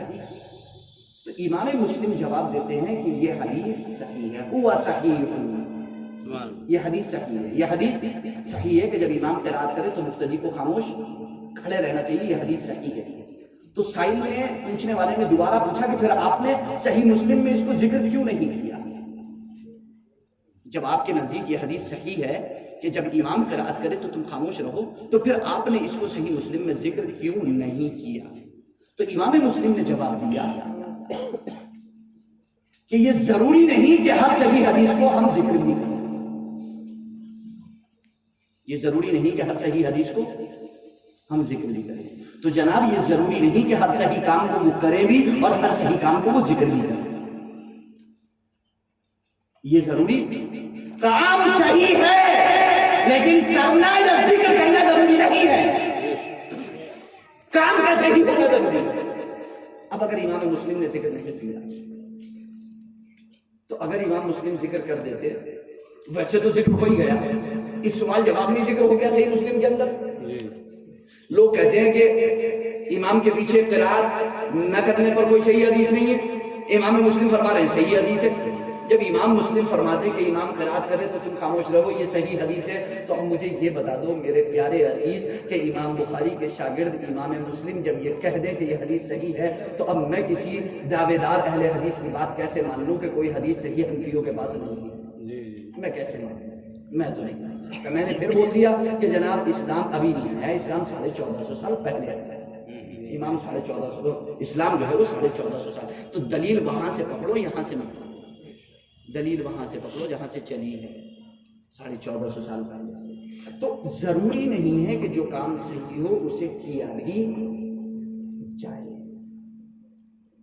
نماز تراویح پڑھنا بہت اچھا کام ہے، رسول اللہ نے 3 دن پڑھی، 3 دن تک رسول اللہ صلی اللہ علیہ وسلم نے اہتمام کیا، باجماعت اہتمام کیا۔ اور امام بخاری کو استاد ابوبکر ابن ابی شیبہ نے حدیث روایت کی ہے صحیح سند کے ساتھ، اور بعض محققین نے اسے حسن سند کہا ہے کہ اس کی سند حسن ہے، اور اہل حدیث نے اسے ضعیف بھی کہا ہے، لیکن ان کی کیوں مانے جب اتنے بڑے بڑے محققین کہہ رہے ہیں کہ اس کی سند حسن ہے؟ تو کہ رسول اللہ نے 20 تراویح ادا کی ہے، لیکن 3 دن کے بعد کیوں نہیں پڑھی حضور نے؟ 3 دن کے بعد کیوں نہیں پڑھی؟ 3 دن کے بعد سرکار نے فرمایا مجھے ڈر ہے کہ کہیں تم پر فرض نہ کر دی جائے۔ تو بہت سارے کام جناب حضور نے اس لیے بھی نہیں فرمایا کہ کہیں تم پر فرض نہ کر دی، تو ان میں سے اگر ایک کام محفل میلاد بھی مان لیا جائے تو کوئی پریشانی کی بات نہیں، کہ حضور اگر منع طے کرتے تو گویا ایک طریقے سے سرکار نے کیا فرمایا، میرا جی چاہتا ہے کہ میں تمہیں مسواک تم پر فرض قرار دے دوں مگر تم حرج اور مشقت میں پڑ جاؤ گے، اس لیے میں نے مسواک تم پر فرض قرار نہیں دی۔ بہت سارے ایسے کام ہیں، تو حضور کا کسی کام کو نہ کرنا اور ہے، صحابہ کا کسی کام کو نہ کرنا اور ہے، اور منع کرنا اور ہے۔ منع کرنا میلاد، جشن ولادت، عید میلاد النبی، میلاد النبی کا جلسہ، میلاد النبی کے جلوس، یہ سب ہم کہتے ہیں کہ اگرچہ مان لی تمہاری بات تھوڑی دیر کے لیے کہ حضور نے نہیں کیا، صحابہ نے نہیں کیا، تو میرے پیارے عزیز یہ بتا دوں کہ منع کہاں پر کیا، منع کہاں پر کیا؟ ایک جگہ منع دکھا دو، اور اگر آپ یہ کہو کہ انہوں نے نہیں کیا ہے اس لیے یہ غلط ہے، تو جناب انہوں نے تو بہت سارے کام نہیں کیے، کیا وہ بھی غلط ہوں گے سارے کے سارے؟ وہ تو غلط نہیں ہے، پھر اس سے کیا چڑھے؟ اس میں تو صرف نام کا فرق ہے، ہم سیرت النبی کا نام لے دیتے ہیں، آپ اسے قبول کر لو گے، ہم اسے عید میلاد النبی کا نام دیتے ہیں قبول نہیں کرتے، تو نام ہی تو بدل رہا، کام کہیں نہیں بدل رہا۔ میں اور آپ کیا کام کرتے ہیں؟ ہم یہاں پر قرآن مقدس کی تلاوت کرتے ہیں، ہدیہ درود و سلام پیش کرتے ہیں، واعظ و نصیحت کرتے ہیں، مصطفیٰ علیہ تحیت و ثنا کی شان بیان کرتے ہیں، اور آخر میں درود و سلام پیش کر کے اور تلاوت کر کے اور دعا کر لیتے ہیں، اور دعا کر لیتے ہیں، اور دعا میں ہاتھ اٹھا کر کے دعا کر لیتے ہیں۔ ہاتھ اٹھا کر کے دعا کرنا 30 سے زیادہ حدیثوں سے ثابت ہے، اور محدثین فرماتے ہیں کہ معنوی اعتبار سے تواتر کی حد کو پہنچی ہوئی وہ حدیث ہے۔ ابھی میں مبادلہ سے آیا، مجھے تقریر کے آخر میں ایک پرچی آئی، اس میں لکھا ہوا تھا کہ جناب یہ بتائیے کہ دعا کے بعد چہرے پر ہاتھ پھیرنا کیسا ہے؟ دعا کے بعد چہرے پر ہاتھ پھیرنا کیسا ہے؟ غیر مقلدین اہل حدیث اس کو غلط کہتے ہیں، ان کا کہنا یہ ہے کہ جو صحیح حدیث دعا کے بارے میں آئی ہیں ان میں ہاتھ اٹھانے کا تو ذکر ہے، لیکن ان صحیح حدیثوں میں چہرے پر ہاتھ پھیرنے کا ذکر نہیں ہے۔ ہم ان سے کہنا چاہیں گے کہ یہ بتائیے کہ چہرے پر ہاتھ پھیرنے کی حدیث آئی ہے یا نہیں؟ حدیث آئی ہے تو اس پر وہ یہ کہتے ہیں کہ جناب آئی تو ہے لیکن ضعیف ہے۔ ہمارا کہنا یہ ہے کہ علامہ امام حافظ ابن حجر اسقلانی علیہ رحمۃ الباری فتح الباری شرح بخاری کے جو صاحب فتح الباری ہیں وہ اپنی ایک کتاب میں فرماتے ہیں کہ چہرے پر ہاتھ پھیرنے والی جو حدیثیں ہیں وہ اپنی بعض سندوں سے بعض کے ساتھ مل کر کے تقویت پا جاتی ہیں، جن کی بنیاد پر یہ حکم لگایا جائے گا کہ چہرے پر ہاتھ پھیرنا مستحب ہے۔ چہرے پر ہاتھ پھیرنا اب جب مستحب ہے تو میں ابن حجر اسقلانی کی مانوں یا میں آپ کی مانوں؟ وہ 800 سال پہلے کے ہیں، آپ 80 سال پہلے کے بھی نہیں ہیں، تو کیسے مان لوں میں آپ کی بات؟ کیونکہ ابھی تو آپ مجھ سے کہہ رہے تھے کہ اسلام عرب سے آیا ہے، اسلام عرب سے آیا ہے، تو اسلام عرب سے آیا تو 1450 سال پہلے آیا، ابھی تو آیا نہیں ہے۔ تو یہ جو محدثین ہیں یہ اتنے بڑے بڑے ہیں کہ دنیا کی ہر یونیورسٹی میں علامہ امام حافظ ابن حجر اسقلانی کو اتھارٹی مانا جاتا ہے حدیث کے اندر۔ کوئی بھی اگر شخص حدیث کو صحیح یا ضعیف کہنے جائے تو وہ جب تک حدیث کو صحیح یا ضعیف نہیں کہہ سکتا جب تک کہ حافظ ابن حجر اسقلانی کو نہ پڑھ لے، امام قسطلانی کو نہ پڑھ لے، امام نووی شافعی کو نہ پڑھ لے، ابو عمرو ابن صلاح کو نہ پڑھ لے، اور وہ علامہ ملا علی قاری کو نہ پڑھ لے، اور وہ دیگر محدثین کو نہ پڑھ لے، ذہبی وغیرہ کو نہ پڑھ لے۔ یہ وہ محدثین ہیں، یہ بڑے بڑے عالم ہیں کہ اور ان کی گنتی جو ہے وہ زیادہ نہیں ہے، یہ درجن بھر ہیں، بس یہ درجن بھر ہیں جو پائے کے بہت ہی مسترد طریقے سے گزرے ہیں۔ یہ وہ لوگ ہیں جن کی بنیاد پر آج پوری برادری جو منکرین میلاد کی ہے وہ سب کے سب جو ہے وہ حدیث کو جب ضعیف کہتے ہیں تو انہی حضرات کا قول مانتے ہیں۔ بالکل کلیئر، میری بات بہت غور سے سننا، جتنے منکرین میلاد ہیں وہ جب بھی کسی حدیث کو ضعیف کہتے ہیں تو ان سے یہ پوچھ لینا کہ جناب یہ ضعیف کیوں ہے، تو وہ آپ کو اس کی وجہ بتائیں گے کہ فلاں راوی میں یہ کمی ہے، فلاں راوی میں یہ کمی ہے، یعنی اسباب طعن بتائیں گے کہ طعن اور جرح کا سبب جو ہے وہ فلاں ہے، یعنی اس کا حافظہ کمزور تھا، یا وہ جھوٹ بولتا تھا، یا وہ بدعت کرتا تھا، یا وہ فاسق تھا، یا وہ مجہول تھا، اس کا کچھ اتا پتہ نہیں تھا، کچھ معلوم، یعنی بہت سارے سبب ہیں، وہ سبب بتائیں گے، 10 سبب ہیں، 10 سبب میں سے کوئی ایک سبب وہ ضرور بتائیں گے۔ تب ان سے ایک سوال کرنا کہ جو تم بات کہہ رہے ہو کہ یہ سبب فلاں راوی میں پایا جاتا ہے، اور راوی تو جناب 3ری صدی ہجری کا ہے، راوی تو 2ری صدی ہجری کا ہے، 3ری صدی ہجری کا ہے، 4تھی صدی ہجری کا ہے، آپ 15ویں صدی ہجری میں کہہ رہے ہو کہ یہ ضعیف ہے، آپ کو کیسے پتا چلا؟ وہی آئی تھی، جبریل نے آ کے بتایا، کسی فرشتے نے آ کر کے بتایا، جن نے آ کر کے بتایا، کس نے بتایا؟ کم سے کم اتنا تو بتا دو کہ کس نے بتایا، اتنا تو بتا دو کہ کس نے بتایا۔ خدا کی قسم کھا کر کے کہتا ہوں یہ جو بڑے بڑے محدثین ہیں جن کے میں نے نام لیے ہیں، یا اور ان کے ساتھ جو محدثین ہیں، یہ سب اہل سنت والجماعت کے امام ہیں، تو ان میں سے کسی ایک کا حوالہ دیں گے کہ فلاں محدث نے کہا ہے کہ یہ ضعیف ہے۔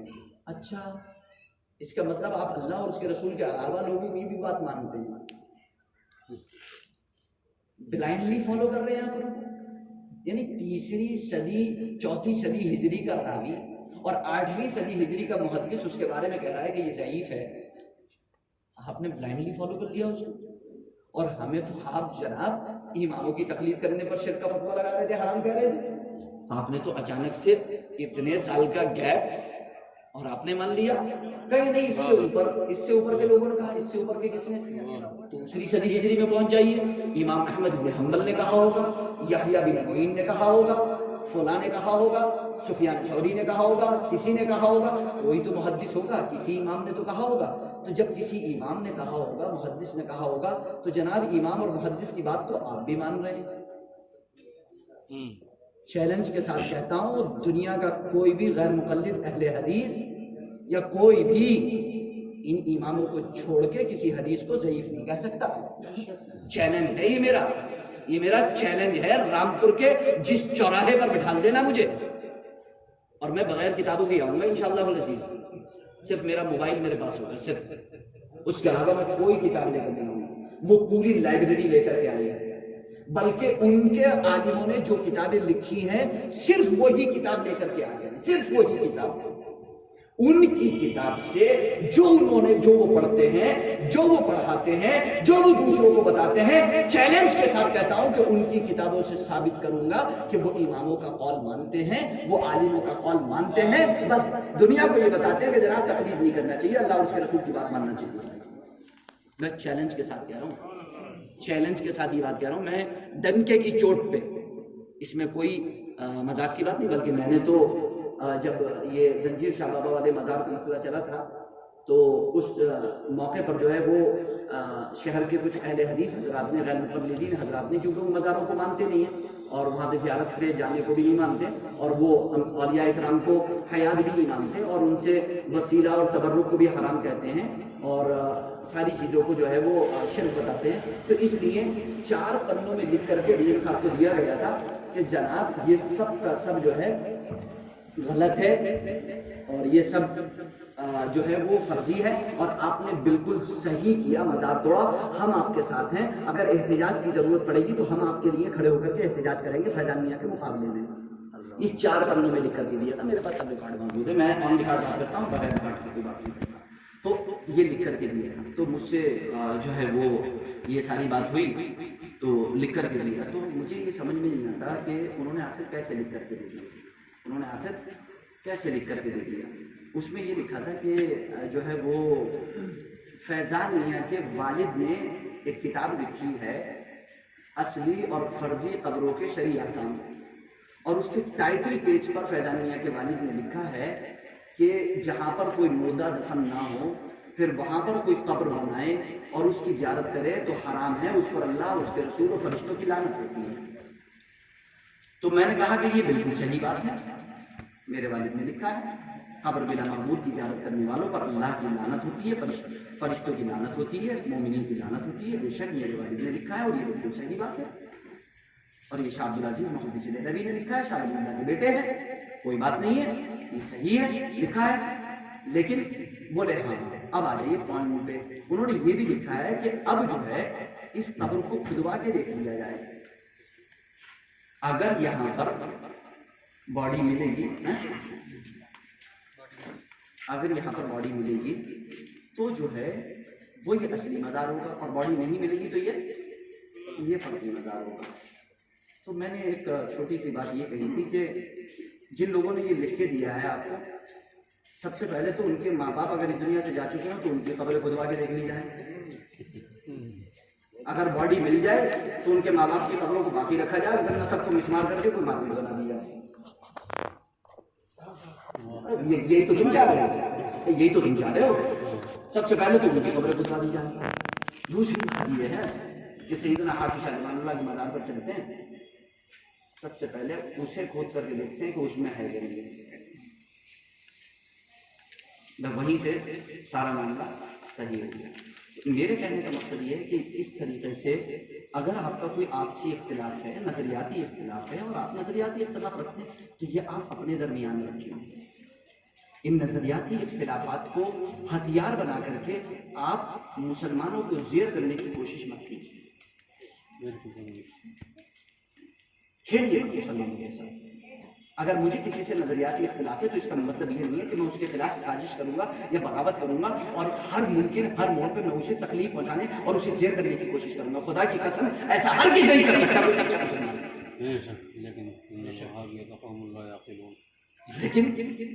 لیکن عقل مند قومی نہیں ہے، یہ عقل مند قوم نہیں ہے، ایسا کیسے ہو سکتا ہے؟ آپ کا آپسی اختلاف ہے، آپ اپنی حد تک رکھو، آپ ہم سے ڈسکس کرو، آپ ہم سے بات چیت کرو، آپ ہمیں دلیلیں دو، آپ ہم سے بات کرو، سب کچھ کرو، لیکن اس طریقے سے یہ چیزیں نہیں ہونی چاہیے۔ تو شہر میں یہ چیزیں بڑی تیزی کے ساتھ ترقی کر رہی ہیں کہ یہ ناجائز ہے، وہ ناجائز ہے، یہ حرام ہے، وہ حرام ہے، یہ شرک ہے، یہ بدعت ہے، اور ہمارے نوجوانوں میں بڑا عجیب قسم کا ایک تضاد ہے، ایک خلفشار ہے۔ نوجوان اس ٹائم سمجھ نہیں پا رہا ہے اور لوگ سمجھ نہیں پا رہے کہ یار کون صحیح ہے کون غلط ہے، اس کو دیکھو یہ کہتا ہے، اس کو دیکھو یہ کہتا ہے، اس کو دیکھو یہ کہتا ہے، اس کو دیکھو یہ کہتا ہے، اس کو دیکھو یہ کہتا ہے، اس کو دیکھو یہ کیا ہے، کیا یہ ساری چیزیں یہ کیا ہے؟ تو عام آدمی بڑا پریشان ہوتا ہے، وہ کہتا ہے کہ اب ہم کریں کیا، کس کی مانیں؟ ہم کہہ رہے ہیں کہ آپ اس کی مانو جس کا شجرہ نسب ملا ہوا ہے، جس کا شجرہ ملا ہوا ہے۔ وہ جو بات کہہ رہے جو انہوں نے بات کہی نبیوں کے بارے میں یا اولیاء کے بارے میں یا بزرگوں کے بارے میں، ان کی بات کو بھی سامنے رکھ لو۔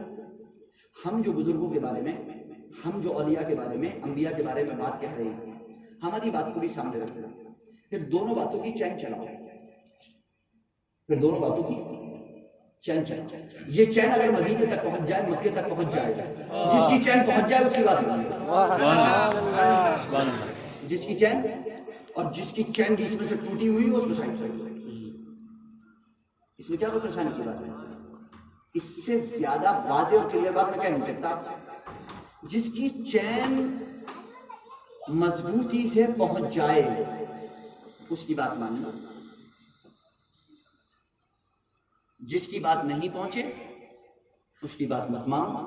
اور جہاں تک بات رہی چین کی، اگر ہم سے ہماری چین پوچھنا چاہو تو خدا کی قسم ہمارے سر پہ جو ٹوپی رکھی ہے نا اس کی بھی چین دکھا دیں گے، ہمارے سر پہ جو صافہ ہے نا اس کی بھی چین دکھا دیں گے، ہمارے جسم پہ جو جبہ ہے نا اس کی بھی چین دکھا دیں گے ہم آپ کو، ہمارے جیب میں جو مسواک رہے گی نا اس کی بھی چین دکھا دیں گے۔ ہم سے اگر چین کی بات کرو گے تو ہر ایک چیز کی چین دکھا دیں گے۔ فقہ میں پوچھو تو چین موجود، حدیث میں پوچھو تو چین موجود، تفسیر میں پوچھو تو چین موجود، صافے میں ہماری جو ہمیں سند ملی، ہمیں جو پگڑی ملی اس کی چین پوچھنا ہے تو وہ پوچھو، جو پوچھنا چاہو ہم اس کی سند پہنچا کر کے رکھیں گے انشاءاللہ۔ اور جتنی احادیث کریمہ کے بارے میں اگر آپ کو ڈاؤٹ ہے، اگر کسی قسم کا شکار ہے، تو نوجوانوں کا کیا ہوتا ہے کہ ابھی کسی نے آ کے کہہ دیا کہ ارے یہ سب خلاف ہے، یہ سب بیکار کی باتیں، یہ سب غلط باتیں، اور تم اب تک جو ہے تم اپنے باپ دادا کے مذہب پر چل رہے تھے، اب مذہب اسلام پر چلو۔ ابھی تک تم اپنے باپ دادا کے مذہب پر چل رہے تھے، اب مذہب اسلام پر چلو۔ یہ غلط بات ہے، یہ غلط بات ہے۔ آپ اس طریقے سے بلیک میل نہیں کر سکتے، آپ اس طریقے سے مس گائیڈ نہیں کر سکتے لوگوں کو، آپ اس طریقے سے غلط بات نہیں بتا سکتے۔ بہتر یہ ہے کہ آپ جو چیز رکھ رہے ہو وہ چیز سامنے لے کر کے رہو۔ جب بھی آپ سے شہر میں کوئی یہ کہے کہ تم یہ غلط کر رہے ہو تو آپ اس سے کہو کہ جناب میں عالم نہیں ہوں، میں عالم نہیں ہوں، آپ میرے ساتھ میرے عالم کے پاس چلیے، اس عالم کے پاس جا کر کے سنی صحیح العقیدہ عالم کے پاس لے کر کے جائیے اور اس سے کہیے کہ یہاں جا کر کے ان کی بارگاہ میں بیٹھ کر یہ بات تم ثابت کر دو، اگر تم نے ثابت کر دی تو ٹھیک ہے مان لیں گے۔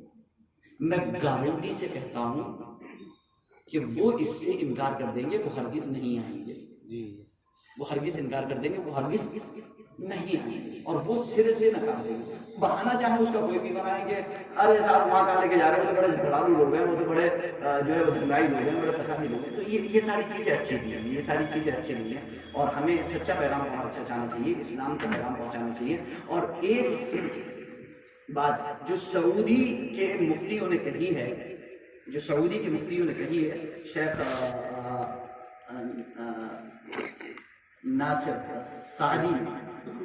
ناصر سعدی نے جو کہی ہے، اور ابن باز نے جو کہی ہے، اور ابن عثیمین نے جو کہی ہے، تو انہوں نے یہ بات کہی ہے، اور سعودی عربیہ سے انہوں نے ڈنڈے کی چوٹ پہ اعلان کیا ہے کہ ہر شہر کے لوگوں کو، یعنی ہر ملک کے لوگوں کو اپنے ملک میں فالو کرنے، جس مذہب کو فالو کیا جاتا ہے اسی مذہب کو فالو کریں،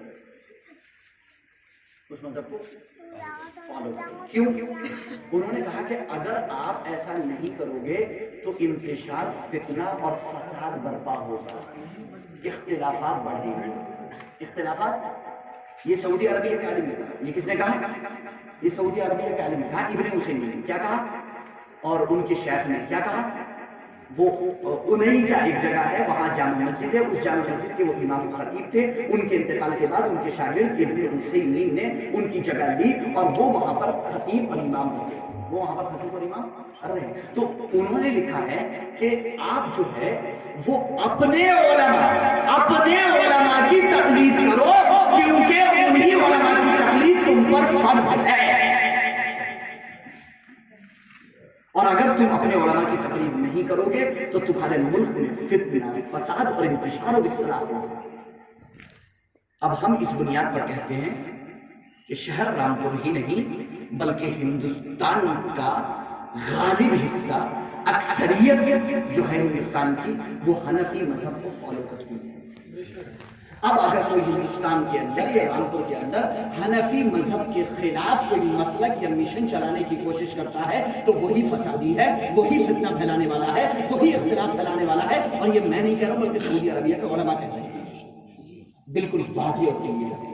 تو اختلافات وہ لوگ پھیلا رہے ہیں جو حنفی مذہب کے خلاف یہاں مشن چلا رہے ہیں، اختلاف انتشار وہ پھیلا رہے ہیں جو یہاں حنفی اسکول کے خلاف مشن چلا رہے ہیں۔ اور یہ بات صرف اتنا ہی نہیں بلکہ یہ جو جامعہ الصالحات بنا ہوا ہے، اس کے جو بڑے عالم ہیں، جو اس کے بڑے بزرگ ہیں، جو بڑے شیخ ہیں، انہوں نے اپنی کتاب فقہ اسلامی میں لکھا ہے چونکہ رامپور کا اکثر حصہ، رامپور میں سارے لوگ فقہ حنفی کو فالو کرتے ہیں، اسی لیے میں حنفی فقہ پر کتاب لکھتا ہوں،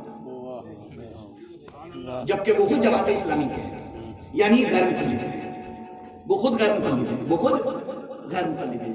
لیکن کچھ غیر مقلدین حضرات میں شدت اس قدر بڑھ گئی کہ انہوں نے جو ہے وہ کچھ نہیں سوچا، یہاں کے اختلافات کا نہیں سوچا، حتیٰ کہ آج نتیجہ، میں اپنا درد کا اظہار کرتا ہوں خدا کی قسم، آج نتیجہ یہ پہنچ چکا ہے کہ باپ بیٹے دست بغیر ہیں۔ اگر کوئی غیر مقلد اہل حدیث ہو گیا ہے اور اس کا پورا گھر سنی ہے، حنفی ہے، تو کوہرام مچا ہوا ہے، کوہرام مچا ہوا ہے۔ اگر فاتحہ ہو گئی تو ایسا لگا جیسے کسی نے جو ہے وہ استغفر اللہ العظیم، استغفر اللہ معاذ اللہ، کہ ایسا لگ رہا ہے جیسے کہ پوجا کر لی ہو، ایسا وہ جان رہا ہے کہ شاید یہ پوجا کا کھانا ہے، استغفر اللہ العظیم۔ ایسی حالت ہو گئی ہے گھروں کے اندر، ایسے لوگوں نے اس طرح سے خفیہ طور پر مشن پہنچا دیا ہے۔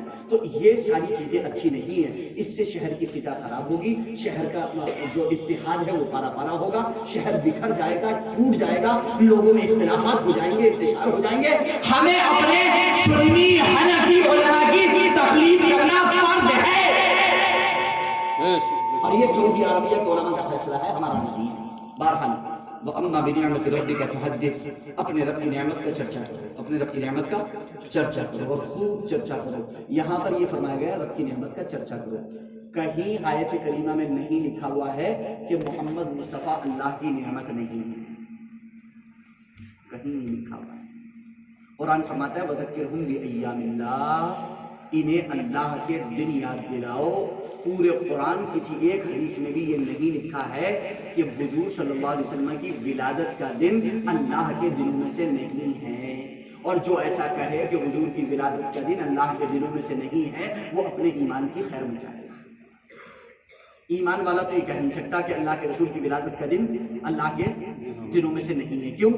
اللہ کے دنوں میں سے تو وہ تمام دن ہیں جن میں اللہ کی نعمتیں نازل ہوئی ہیں، اور محمد مصطفیٰ سے بڑی نعمت اس دنیا میں خدا کی قسم کوئی نہیں ہے۔ بے شک محمد مصطفیٰ رحمت للعالمین، اور ان کا رب رب العالمین، جس جہان کے لیے وہ رب، اس جہان کے لیے محمد مصطفیٰ رحمت، محمد مصطفیٰ رحمت للعالمین بن کر کے تشریف لائے۔ تو بالکل واضح اور کلیئر ہے۔ قرآن فرماتا ہے قل بفضل اللہ وبرحمتہ فبذلک فلیفرحوا خیر مما یجمعون، انہیں چاہیے، مومنین کو چاہیے کہ وہ خوشیاں منائیں، وہ خوشیاں منائیں اللہ کے فضل پر، اس کی رحمت پر۔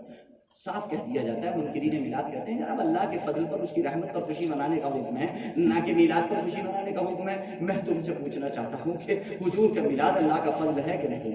انکار کر دو، بس لکھت روپ میں دے دو کہ حضور کا جشن ولادت، حضور کا میلاد کا دن، حضور کی ولادت کا دن، اور حضور کی ولادت جو ہے وہ اللہ کا فضل نہیں ہے، اللہ کی رحمت نہیں ہے، اللہ کی نعمت نہیں۔ ایک مرتبہ اپنے لیٹر ہیڈ پہ صرف لکھ کر کے رکھ دو، صرف لکھ کر کے دے دو اپنے لیٹر ہیڈ پہ کہ حضور جو ہے وہ اللہ کا فضل نہیں ہے، حضور اللہ کی رحمت نہیں ہے، حضور اللہ کی نعمت نہیں ہے، حضور کی ولادت کا دن اللہ کے دنوں میں سے نہیں ہے۔ یہ چار باتیں اپنے لیٹر ہیڈ پر اگر ہمت ہے تو لکھ کر کے دے دو، پھر ہم سعودی عربیہ بھی بھیج دیں گے اس کو، مصر بھی بھیج دیں گے، سوڈان بھی بھیج دیں گے، شام بھی بھیج دیں گے، دنیا کے اسلامی 56 ملکوں میں بھیج کر کے تمہارے لیے حکم منگوائیں گے کہ جو شخص یہ کہے کہ حضور اللہ کا فضل نہیں، اللہ کی رحمت نہیں، اللہ کی نعمت نہیں، ایسے شخص کے بارے میں شریعت کا کیا حکم ہے، ڈنکے کی چوٹ۔ لکھ کر کے دے دو۔ اور اگر تم بھی اللہ کے رسول کو اللہ کا فضل مانتے ہو، اللہ کی رحمت مانتے ہو، اللہ کی نعمت مانتے ہو، تو اس نعمت کا چرچا کیے جاؤ، اس فضل کا چرچا کیے جاؤ، اس فضل اور رحمت پر خوشی منائے جاؤ۔ اور خوشی منانے کا طریقہ تمہارا کوئی بھی ہو سکتا ہے، تم کسی بھی طریقے سے خوشی مناؤ، ہم اپنے طریقے سے خوشی منا رہے ہیں۔ طریقے کی وجہ سے جناب اس خوشی کو غلط مت کرو، اس نعمت کے چرچے کو غلط مت کہو، اس ذکر کو غلط مت کہو، ٹائٹل کی وجہ سے اس کو غلط مت کہو، اس کو بدعت مت کہو، اس کو شرک مت کہو، اس کو کفر مت کہو، اس کو حرام مت کہو۔ اپنی زبان کو لگام دو۔ کفر کہنے کے لیے دلیل چاہیے، حرام کہنے کے لیے دلیل چاہیے، بدعت کہنے کے لیے دلیل چاہیے، شرک کہنے کے لیے دلیل چاہیے، ناجائز کہنے کے لیے دلیل چاہیے۔ اگر کہیں قرآن و حدیث میں لکھا ہوا ہے تو ایک جگہ لکھا ہوا دکھا دو، خدا کی قسم چیلنج کے ساتھ کہتے ہیں، ایک جگہ لکھا ہوا دکھا دو قرآن و حدیث میں کہیں بھی، ایک ضعیف حدیث ہی پیش کر دو تم کہ جہاں یہ لکھا ہوا ہو، نہیں پیش کر سکتے۔ تو جو کچھ ہے وہ تمہارے اپنے من کی بنائی ہوئی باتیں ہیں، جو کچھ ہے، اس لیے ہمارے شہر کو برباد نہ کرو، ہمارے شہر کو میں فساد نہ کرو، اس میں انتشار نہ کرو، اختلاف نہ کرو۔ اور رامپور کی سرزمین ہے، میں نے پہلے بولا آپ کو کہ رامپور کی سرزمین میں جو کہتے ہیں ہم 50 سال کے، ہم نے تو کبھی نہیں دیکھا، 60 سال کے ہم نے تو کبھی نہیں دیکھا۔ میں نے آپ سے کہا کہ 1334 ہجری، آج سے 110 سال پہلے 1334 ہجری میں ایک عالم جس کا نام وسیع احمد محدث سورتی ہے، وسیع احمد محدث سورتی، جو اپنے وقت کا محدث اور جید عالم ہے، انہوں نے ایک کتاب لکھی 1334 ہجری، 110 سال پہلے ان کا انتقال ہوا۔ انہوں نے کتاب لکھی، کتاب کا نام ہے جامع الشواہد فی اخراج الوہابیین عن المساجد۔ غیر مقلدین اہل حدیث وہابیوں کو مسجد سے نکالنے کے بارے میں جامع الشواہد، شواہد کو، دلائل کو جمع کرنے والی کتاب، یہ ان کی ایک کتاب ہو گئی، یہ ایک فتویٰ ہے ان کا۔ آپ کو حیرت یہ ہوگی، جو بات میں بتانے والے ہیں، حیرت یہ ہوگی کہ اس فتوے پر درجنوں نہیں، سینکڑوں علماء کے دستخط اور مہر ہیں۔ کتنے؟ دارالعلوم دیوبند کے علماء کے بھی اس کے فتوے ہیں اور دستخط ہیں۔ اور سب سے حیرت کی بات یہ ہے کہ رامپور کے 36 علماء کی اس پر دستخط فتوے اور مہر ہیں۔ 110 اور 20 سال پہلے کہ رامپور کے 36 علماء کے دستخط اور فتوے پر مہرے ہیں کہ انہیں اپنی مسجد میں داخل نہیں ہونے دینا چاہیے تھا۔ اب 50 سال والوں کو یہ کہنے کا حق نہیں ہے کہ صاحب ہم نے تو یہ بات کبھی نہیں سنی، آپ سنو گے کیسے؟ آپ سنو گے کیسے؟ اور کچھ لوگ آپ کو سننے ہی کیوں دیں گے؟ کچھ لوگ آپ کو سننے ہی کیوں دیں گے؟ کیونکہ ملی بھگت ہے، سننے کیسے دیں گے؟ ہماری تو ملی بھگت کسی سے نہیں ہے، ہم تو ڈنکے کی چوٹ پہ جو 110 سال پہلے کے رامپور کے علماء کا مسلک تھا، ہم آج بھی اسی مسلک پر ہیں۔ بے شک، سبحان اللہ۔ رامپور کے پہلے دن سے، رامپور کے بننے سے لے کر آج تک اہل سنت والجماعت، علماء رامپور کا جو مسلک تھا، ہم علماء اہل سنت والجماعت کے اسی مسلک پر خدا کی قسم آج بھی ہیں۔ آج بھی بریلوی کہہ کر کے نیگلیکٹ کر دینا بہت آسان ہے، مگر جس وقت یہ پتہ چلے گا کہ وسیع احمد محدث سورتی جس کے فتوے پر رامپور کے 36 علماء کے دستخط ہیں، وہ مولانا احمد رضا خان فاضل بریلوی کے جگری دوست تھے۔ سبحان اللہ، سبحان اللہ۔ اور مفتی ارشاد حسین رامپوری، مفتی شاہ سلامت اللہ رامپوری، کھاری کنویں پہ چلے جائیے، مزار مبارک ہے، مفتی نور الحسین رامپوری، مفتی ظہور الحسین رامپوری، مولانا حکیم یعقوب علی صاحب رامپوری، اور اس کے علاوہ کتنے علماء ہیں رامپور کے جن کا بریلی سے ایسا گہرا تعلق تھا مولانا احمد رضا خان فاضل بریلوی سے کہ جس کی حد نہیں ہے۔ مفتی ارشاد حسین رامپوری کے لیے کیسی کتاب جو ہے وہ علم غیب پر اعلیٰ حضرت نے لکھی۔ مفتی شاہ سلامت اللہ صاحب رامپوری کے مفتی اعظم ہند مولانا احمد رضا خان صاحب کے بیٹے سے کیسا تعلق، انہوں نے ان کا کیسا حوالہ دیا اور کیسے وہ آپ دیکھیں اس کو پورا۔ اور اس کے علاوہ جو ہے وہ مفتی نور الحسین رامپوری، مفتی ظہور الحسین رامپوری، یہ دونوں والد اور ولد ہیں، دونوں باپ بیٹے ہیں، اور یہ وہ ذات گرامی ہیں کہ جو مولانا احمد رضا خان فاضل بریلوی کے مدرسے میں صدر مدرس اور شیخ الحدیث کے منصب پر تھے۔ تو رامپور کا تعلق بہت پرانا ہے، اس پر گرد ڈال دی گئی ہے، غبار ڈال دیا گیا ہے، یہ غبار ڈال دیا گیا ہے، اس کو دھندلا کر دیا گیا ہے۔ मगर अल्हम्दुलिल्लाह सुम्मा अल्हम्दुलिल्लाह इस धुंधलक को, इस गुबार को दूर करने के लिए अभी भी अल्हम्दुलिल्लाह अहले सुन्नत व जमात जिंदा हैं, अहले सुन्नत व जमात जिंदा हैं। अल्लामा सैयद हिदायत रसूल रामपुरी अलैहि रहमतुल्लाह के जिनका मज़ार मुबारक शादरगाही महबूब इलाही रहमतुल्लाह तआला अलैह के मज़ार मुबारक के बिल्कुल सामने है। 1336 में उनका विसाल हुआ। कितना? 1336 में। 1340 में मौलाना अहमद रज़ा खान बरेलवी का विसाल हुआ। 1336 में सैयद हिदायत रसूल रामपुरी का इंतकाल हुआ। 1334 में मुहद्दिस सूरती का इंतकाल हुआ। 1336 में अल्लामा सैयद हिदायत रसूल रामपुरी का इंतकाल हुआ। वो तौरात और इंजील के बिल्कुल एकदम ऐसे समझ लो कि हाफिज थे, आलिम थे, जबरदस्त आलिम थे तौरात और इंजील के, बहुत जबरदस्त आलिम थे। तो उन लोगों से मुनाजरा करने के लिए, ऐसा नहीं है कि तौरात और इंजील कोई असल सूरत में मौजूद है, नहीं, उनसे मुनाजरा करने के लिए, उनसे मुकाबला करने के लिए यहूद और नसारा से इतना बड़ा मुनाजिर रामपुर की सरजमीन पर जो यहूदियों और नसरानियों से इस्लाम के लिए मुनाजरा करता था। मुनाजिर इस्लाम रामपुर की सरजमीन पर जो यहूदियों और नसरानियों से, जो अंग्रेजों की आंख में आग डाल करके इस्लाम के लिए मुनाजरा करता था, उसकी जबान सुनो, उसकी जबान सुनो, उसकी जबान सुनो। जैसा रामपुर का चाकू तेज है ना, उसकी जबान भी वैसी ही तेज है। उसकी जबान सुनो, क्या फरमाते हैं, नाद भी पढ़ते हैं, मनकबत भी। मुझे भी दिखा वो अदा ताज वाले कि जिस पर है प्यारा खुदा ताज वाले, न तुझ में खुदा है, न तू है खुदा में, न तू है खुदा से जुदा ताज वाले। तुझे कौन समझे, तुझे कौन पूछे, खुदा ताज वाले। जमाने की कश्ती का हुक्म खुदा से, तू है बाखुदा ना खुदा ताज वाले। दुरूदों के काबिल, सलामों के लायक, तेरी शान सल्ले आला ताज वाले। और तेरे दुश्मनों के कलेजे में, दिल में लगाता है तीरे रसा ताज वाले। कौन लगाता है, कौन है लगाने वाला? हिदायत रसूल रामपुरी कहते हैं वो जात है, तेरा पाक नाइब, तेरा सच्चा वारिस, तेरा बंदा अहमद रजा ताज वाले। बरेली का इमाम अहमद रजा है, रामपुर की जबान है कि या रसूल अल्लाह, आपका वफादार अहमद रजा आपके दुश्मनों के कलेजे में, दिल में तीरे रसा लगाने वाला है, आपके दुश्मनों को बख्शने वाला नहीं है। फरमाते हैं सहाबा के दुश्मन रहे खार हर जा, मुहिब्बों पे फजल खुदा ताज वाले। सदा सुन्नियों पे हो रहमत की बारिश। ये रामपुर की जबान है। और जनाब भी ये 108 साल पहले की जबान है। मैंने आपसे कहा आपकी उम्र 50-60 साल की है, अपनी उम्र से गैस मत करना। रामपुर का बहुत खतरनाक दार है। रामपुर की जबान है ये। फरमाते सदा सुन्नियों पे हो रहमत की बारिश, वहाबी पे बिजली गिरा ताज वाले।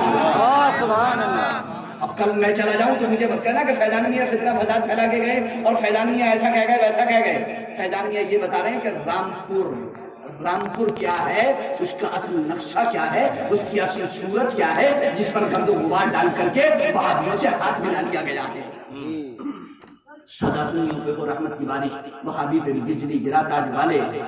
सहाबा के दुश्मन रहे हर खार खुदा, मुहिब्बों पे फजल खुदा ताज वाले। नाले काफिरों से मदद कोई सुन्नी, सुलेह कुल के फितने मिटा ताज वाले, सुलेह कुल के फितने मिटा ताज वाले, सुलेह कुल के फितने मिटा ताज वाले।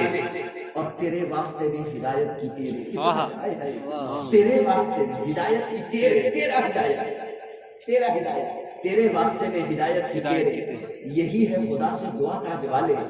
जमाने में जब तक जमाना है बाकी, रहे नाम अहमद रजा ताज वाले, रहे नाम अहमद रजा ताज वाले, रहे नाम अहमद रजा ताज वाले।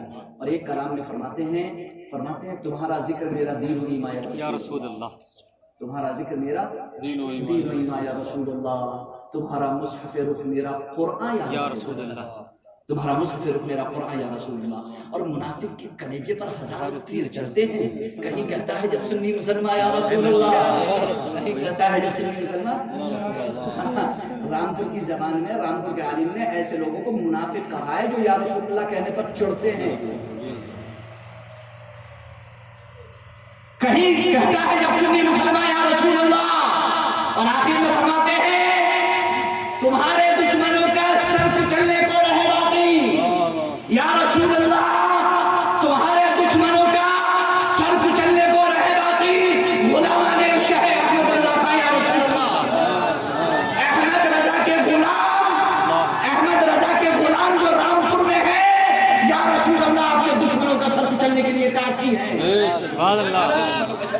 لیے کافی ہے۔ آج کی تاریخ میں اگر یہ زبان استعمال کی جائے تو کہیں گے وہ بڑا متشدد مولوی ہے، بڑا فسادی مولوی ہے، بڑا فتنہ پرور مولوی ہے، اس کو فساد کے علاوہ فتنے کے علاوہ کچھ آتے ہی نہیں۔ دراصل ہم نے مزاج بدل دیا ہے، ہم نے اپنے دشمنوں سے تو رشتہ ناتا موت جیت سب بند کر لی ہے، مگر رسول اللہ کے دشمنوں سے آنکھ میں چوری کرتے ہیں۔ آپ میں سے یا مجھ میں سے کون ہے کہ جو اپنے دشمن سے ملتا ہو؟ بتا دو ایک مرتبہ سینے پہ ہاتھ رکھ کے خدا کی قسم، اگر آپ کا کوئی دشمن ہو تو چھوڑو اسے، تو چھوڑو، سمیانے چھوٹ جاتے ہیں، میکے چھوٹ جاتے ہیں، سسرالیں چھوٹ جاتی ہیں، رشتہ داریاں چھوٹ جاتی ہیں اگر دشمن سے مل لیا تو۔ بیٹیوں کو طلاق دے دی جاتی ہے، بیٹوں سے چھڑوا دیا جاتا ہے، دامادوں کو روک لیا جاتا ہے، مگر رسول اللہ کے دشمن مطلب کوئی حیثیت ہی نہیں، اس کے ساتھ کھانا بھی، اس کے ساتھ پینا بھی، اس کے ساتھ بیٹھنا بھی، اس کے ساتھ رشتہ داری بھی، ارے صاحب وہ بھی تو عالم ہے، ارے صاحب وہ بھی تو، ارے صاحب وہ بھی تو، ارے صاحب وہ بھی تو، ارے صاحب وہ بھی تو، ارے صاحب کیا، ارے صاحب لگا رکھیے، کیا ہے یہ سب؟ اتنا ایمانی رشتہ کمزور ہو گیا ہے، اتنا ایمانی رشتہ کمزور ہو گیا ہے۔ میں اگر آپ کو حقیقت بتاؤں تو رامپور کی سرزمین پر اگر آج اس طرح کی کوئی گفتگو کرتا ہے، تقریر کرتا ہے نا، تو اسے محض بریلوی کہہ کر کے چھوڑ دیا جاتا ہے، جبکہ میں نے جتنی گفتگو کی ہے رامپور کے علماء کی زبانی کی ہے۔ اور جناب یہ وہ وقت ہے جس میں اس وقت موجود لوگوں میں سے کوئی بھی موجود نہیں تھا، بلکہ ہم تو چھوڑو ہمارے دادا بھی موجود نہیں تھے، کیونکہ 120 سال پہلے کی۔ تو بہرحال یہ وہ باتیں ہیں جو میں نے آپ کے سامنے ذکر کی، اور یہ میرا درد ہے جو میں نے ان 2 سال کے اندر میں نے اپنے والد ماجد کے انتقال کے بعد، اس سے پہلے بھی میں نے بہت پایا، لیکن اس کے بعد جو میں نے فیس کیا، میں نے جو دیکھا کہ کس طریقے سے یہ لوگ بڑی اثر ہم سے منع کیا جاتا ہے آپ کسی کے خلاف نہیں بولیں، کسی کے خلاف، جبکہ سارے لوگ ہمارے خلاف بول رہے ہیں، سارے لوگ بھائی غیر مقلدین بھی ہمارے خلاف بول رہے ہیں، اہل حدیث بھی ہمارے خلاف بول رہے ہیں، وہابی بھی ہمارے خلاف بول رہے ہیں، دیوبندی بھی ہمارے خلاف بول رہے ہیں، کوئی کمی کر رہے ہیں، رات و دن مشن میں لگے ہوئے ہیں، اپنا مشن بڑھا رہے ہیں، ہمیں مشرک کہہ رہے ہیں، کافر کہہ رہے ہیں، بدعتی کہہ رہے ہیں، سب کچھ کہہ رہے ہیں، لیکن ہم سے یہ کہا جاتا ہے کہ صاحب آپ اختلاف پھیلاتے رہتے ہیں، صاحب آپ برا کہتے رہتے ہیں لوگوں کو۔ کبھی ایک مرتبہ جا کر تم نے ان سے بھی کہا، کبھی ایک مرتبہ جا کر ان سے بھی کہا کہ صاحب آپ انہیں برا کیوں کہہ رہے ہیں، صاحب آپ انہیں غلط کیوں کہہ رہے ہیں؟ یہ میری آپ سے خطاب نہیں ہے، یہ پورے رامپور سے خطاب ہے، آپ یہ نہ سمجھیں کہ میرا آپ سے کسی سے خطاب ہے، یہ میرا جرنل سب سے۔ تو یہ ہمیں سوچنا چاہیے، یہ ہماری سوچ ہونا چاہیے، اور ہمیں، اور پھر جشن ولادت منانے کے لیے مجھے کسی سے کوئی دلیل نہیں چاہیے جناب، مجھے کسی سے کوئی دلیل نہیں چاہیے۔ جشن ولادت منانے کے لیے صحیح حدیث کی نہیں، صحیح دل کی ضرورت ہے۔ جشن ولادت منانے کے لیے صحیح حدیث کی نہیں، صحیح دل کی ضرورت ہے۔ دل صحیح کر لو، حدیث صحیح ضرورت نہیں پڑے گی۔ میں نہیں مانتا، میں تو صرف اتنا جانتا ہوں کہ جشن ولادت منانے کے لیے، حضور کی محفل منانے کے لیے، حضور کا میلاد منانے کے لیے، حضور کا ذکر کرنے کے لیے، چرچا کرنے کے لیے، حضور کی ولادت بسعادت کا تذکرہ کرنے کے لیے، اور اس موقع پر خوشیاں منانے کے لیے میں نہیں سمجھتا کسی حدیث صحیح کی ضرورت ہے، دل صحیح کی ضرورت ہے۔ بس میرا تو یہ ہے، میرا تو صرف ایک ہے، ہم عشق کے بندے ہیں، کیوں بات بڑھائی، طیبہ نہ صحیح افضل، مکہ ہی بڑا ظاہر۔ یعنی اگر تم مدینے کو افضل نہیں جانتے تو مکہ ہی بڑا ظاہر۔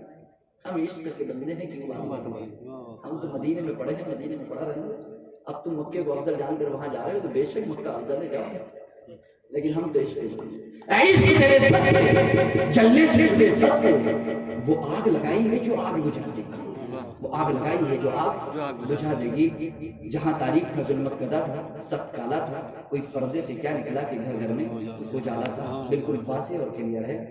حضور وصلی اللہ تعالیٰ خیر خلقہ سیدنا محمد وعلی آلہ وصحبہ اجمعین، وآخر دعوانا الحمد للہ رب العالمین۔ السلام علیکم ورحمۃ اللہ وبرکاتہ۔ ہم مجھ سے ناراض نہیں ہونا، اچھا